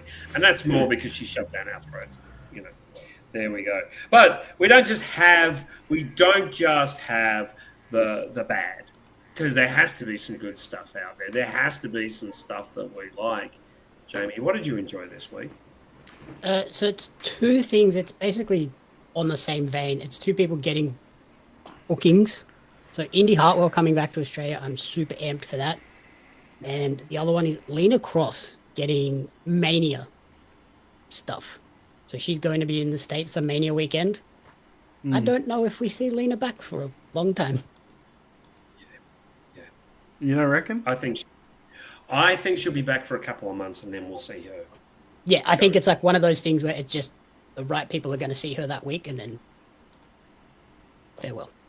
Matt Hustwaite's chicken salad. Harley's Mercedes Monet puppet. Tony can't get that thing. That was really good. and shut up and take my money. Yeah, it's the best. It's the best, like, merch since. You'll get that puppet about the same time that Tony comes out with the Penta masks. Yes. Todd, what have you liked this week? I really enjoy the new presentation of the New Day. I've enjoyed that. I think that's really, really good. The way they've just come out and like okay, everyone hates us. Like even the bad guys hate the New Day in WWE. Even the bad guys. Parents hate them. Yeah, even Woods' own parents fucking hated him. It's like they've all turned on them. I just love that. I think it's so good that they've finally go, okay, if we're going to go heel, we're going to have everyone hate us. Not just the good guys. We want the bad guy. We don't want to have any backup for any bad guys. We don't want any of that. Just have everyone hate us. Aside from that, go back to it again. Braxton and Cross on AEW, really, really good. I really, really enjoyed that. Really, really enjoyed that match. I thought that's a match that you want to track down and watch if you haven't already. If you haven't watched the PWA show, go and track that down because it is really, really good. Aside from that, I think that's about it for Salad that I can think off the top of my head. I've been really busy doing other things this week. Leading up to. I'm gonna highlight a couple of things, and you mentioned it earlier, Todd. Firstly, the emotion in Jey Uso's promo and the obvious love he has for the business is just beautiful, and the sport that we love is just beautiful. Seeing him get so choked up about winning was lovely. Oh, do you know what I loved about that too? I love the fact that Big E was just as happy. Because he's that's one of my tag team brothers. Yeah. And everyone just said all we're good for is tag team wrestling. Yeah. And that's and for the longest time in WWE, tag team wrestling you're second class citizen if you're a tag team wrestler. Because Vince didn't really like tag team wrestling. Yeah. Yeah. So I loved that. I loved how happy Big E was. It was beautiful. For Jey. It was beautiful. It was so good. It was so good. I also, and this is pulling the curtain back, and there are photos in a few places for it, but I really, really loved Jacob Fatu's reaction. I love Jacob Fatu's work in the Rumble as well. I think it's so easy to look past it, but God, it was good. He was so good. Logan Paul. I think the worst thing to happen for Solo Sikoa is for him to have a break. Yeah. Because now they've just been giving Jacob the mic. And Jacob's been burning the fucking mic up every time he touches it. So good. I also demand your attention and would like to say how good a serious wrestler like Ludwig Kaiser was in what was essentially a comedy spot. He did it so well, and he sold his frustration and anger brilliantly. It's building a wonderful story. He deserves to be in the story and deserves to be in the mix, but the story between he and Penta is far from done, and I'm really happy with it. I think Kaiser is such an undervalued resource for that company, and I think that he's going to come in for really, really good things. I also have to credit McAfee and Cole in their call, and Barrett in their calling of the Rumbles. I think they all three did a great match. Barrett is obviously angling for something because about 30 times on Sunday he said, "I'm afraid I've got some bad news." Is anyone listening? He kind of really shoehorned it in a few times, and I was greatly entertained by that. Speaking of being entertained, you can be entertained by wearing some great Oz Wrestling merch that you can get from Kickout merch at kickout.com.au. Merch of all your favourite Queensland wrestlers, also wrestlers from all around the country will be there.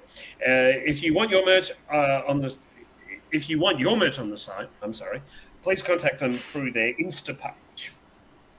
So have a chat with them in their Insta page. If I know there'll be a lot of merch at the Australian Wrestling Supershow. So please do come on and rep your favourite wrestlers with them because they do really good work. And if you go to that show, pick up a shirt. Is there a shirt for the show? I don't know. I don't think so. Okay. They should be. They should have done that. Jesse, if you're listening, you should have done that. Get on it this week. That's bad on you. Yeah, no, there's no way Toby would do that this week. Trust me.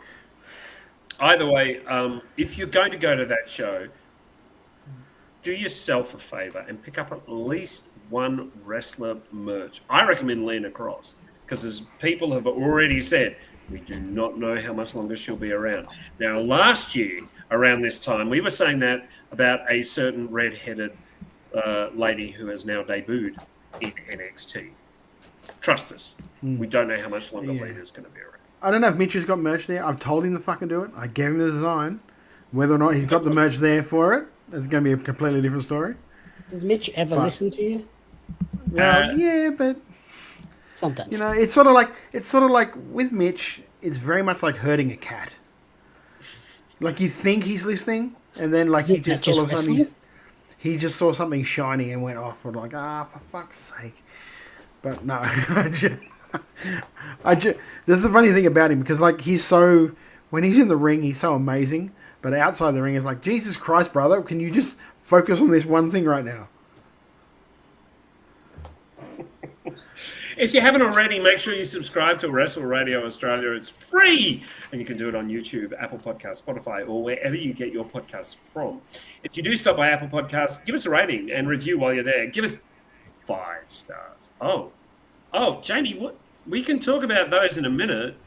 These shall be there next week.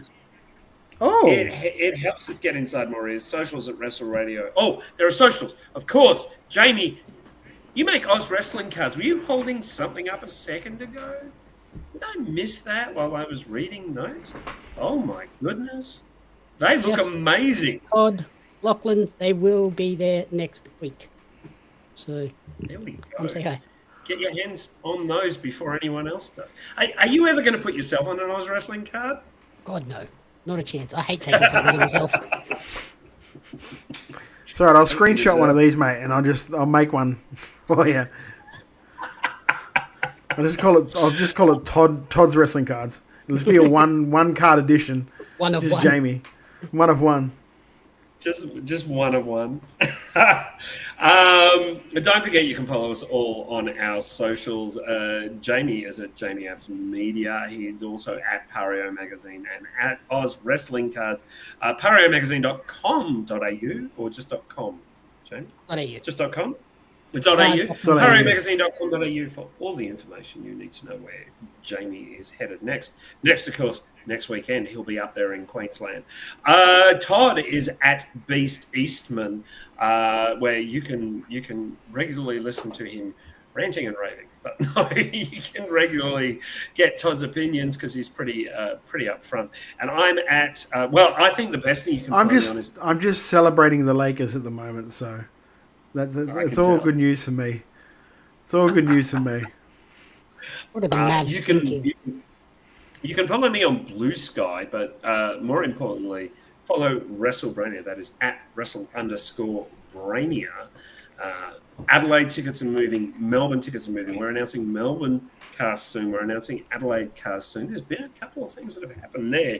And there is so much news. There is so much going on. If you want to keep up with your news, don't forget, you follow us on Twitch, right here on Twitch TV/Radio Australia, like Matt and Andy and Keanu have done tonight. You can follow us on Instagram. You can follow us on Facebook. You can follow us on the Tweety. Sorry, I know it's called something else now, but fuck Elon Musk. You can follow us pretty much everywhere.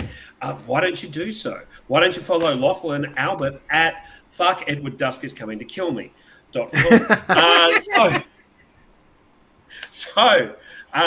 Do not miss next Thursday. It is going to be on the eve of the Australian Wrestling Super Show. It's going to be such an amazing week and such an amazing show.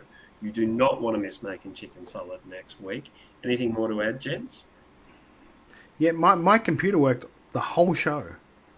I know. We're right at the end now, so I'm going to talk about it, Mike. It's working the whole show. Impressive. I know. Don't forget to get your tickets for the Melbourne and Adelaide seasons of Wrestlemania. Melbourne is selling great guns. We are thrilled with how well Melbourne is selling, particularly as we haven't announced anything. So thank you so much to those people who have bought. Don't forget to buy tickets if you haven't already. We are planning on big audiences at the Burgee Band Room this year. So to wrap things up, for the best manager ever, Todd Eastman, and the guy who creates Oz Wrestling Cards and runs Pario magazine, Johnny Apps, I've been Jeff Setti, and we'll catch you soon. Here I was, blaming AEW for feeding you chicken shit, knowing you mindless millennials would be eating it up as if it were chicken salad, when it's really been your fault all along. Make chicken salad out of chicken shit. People is as people does, that's all.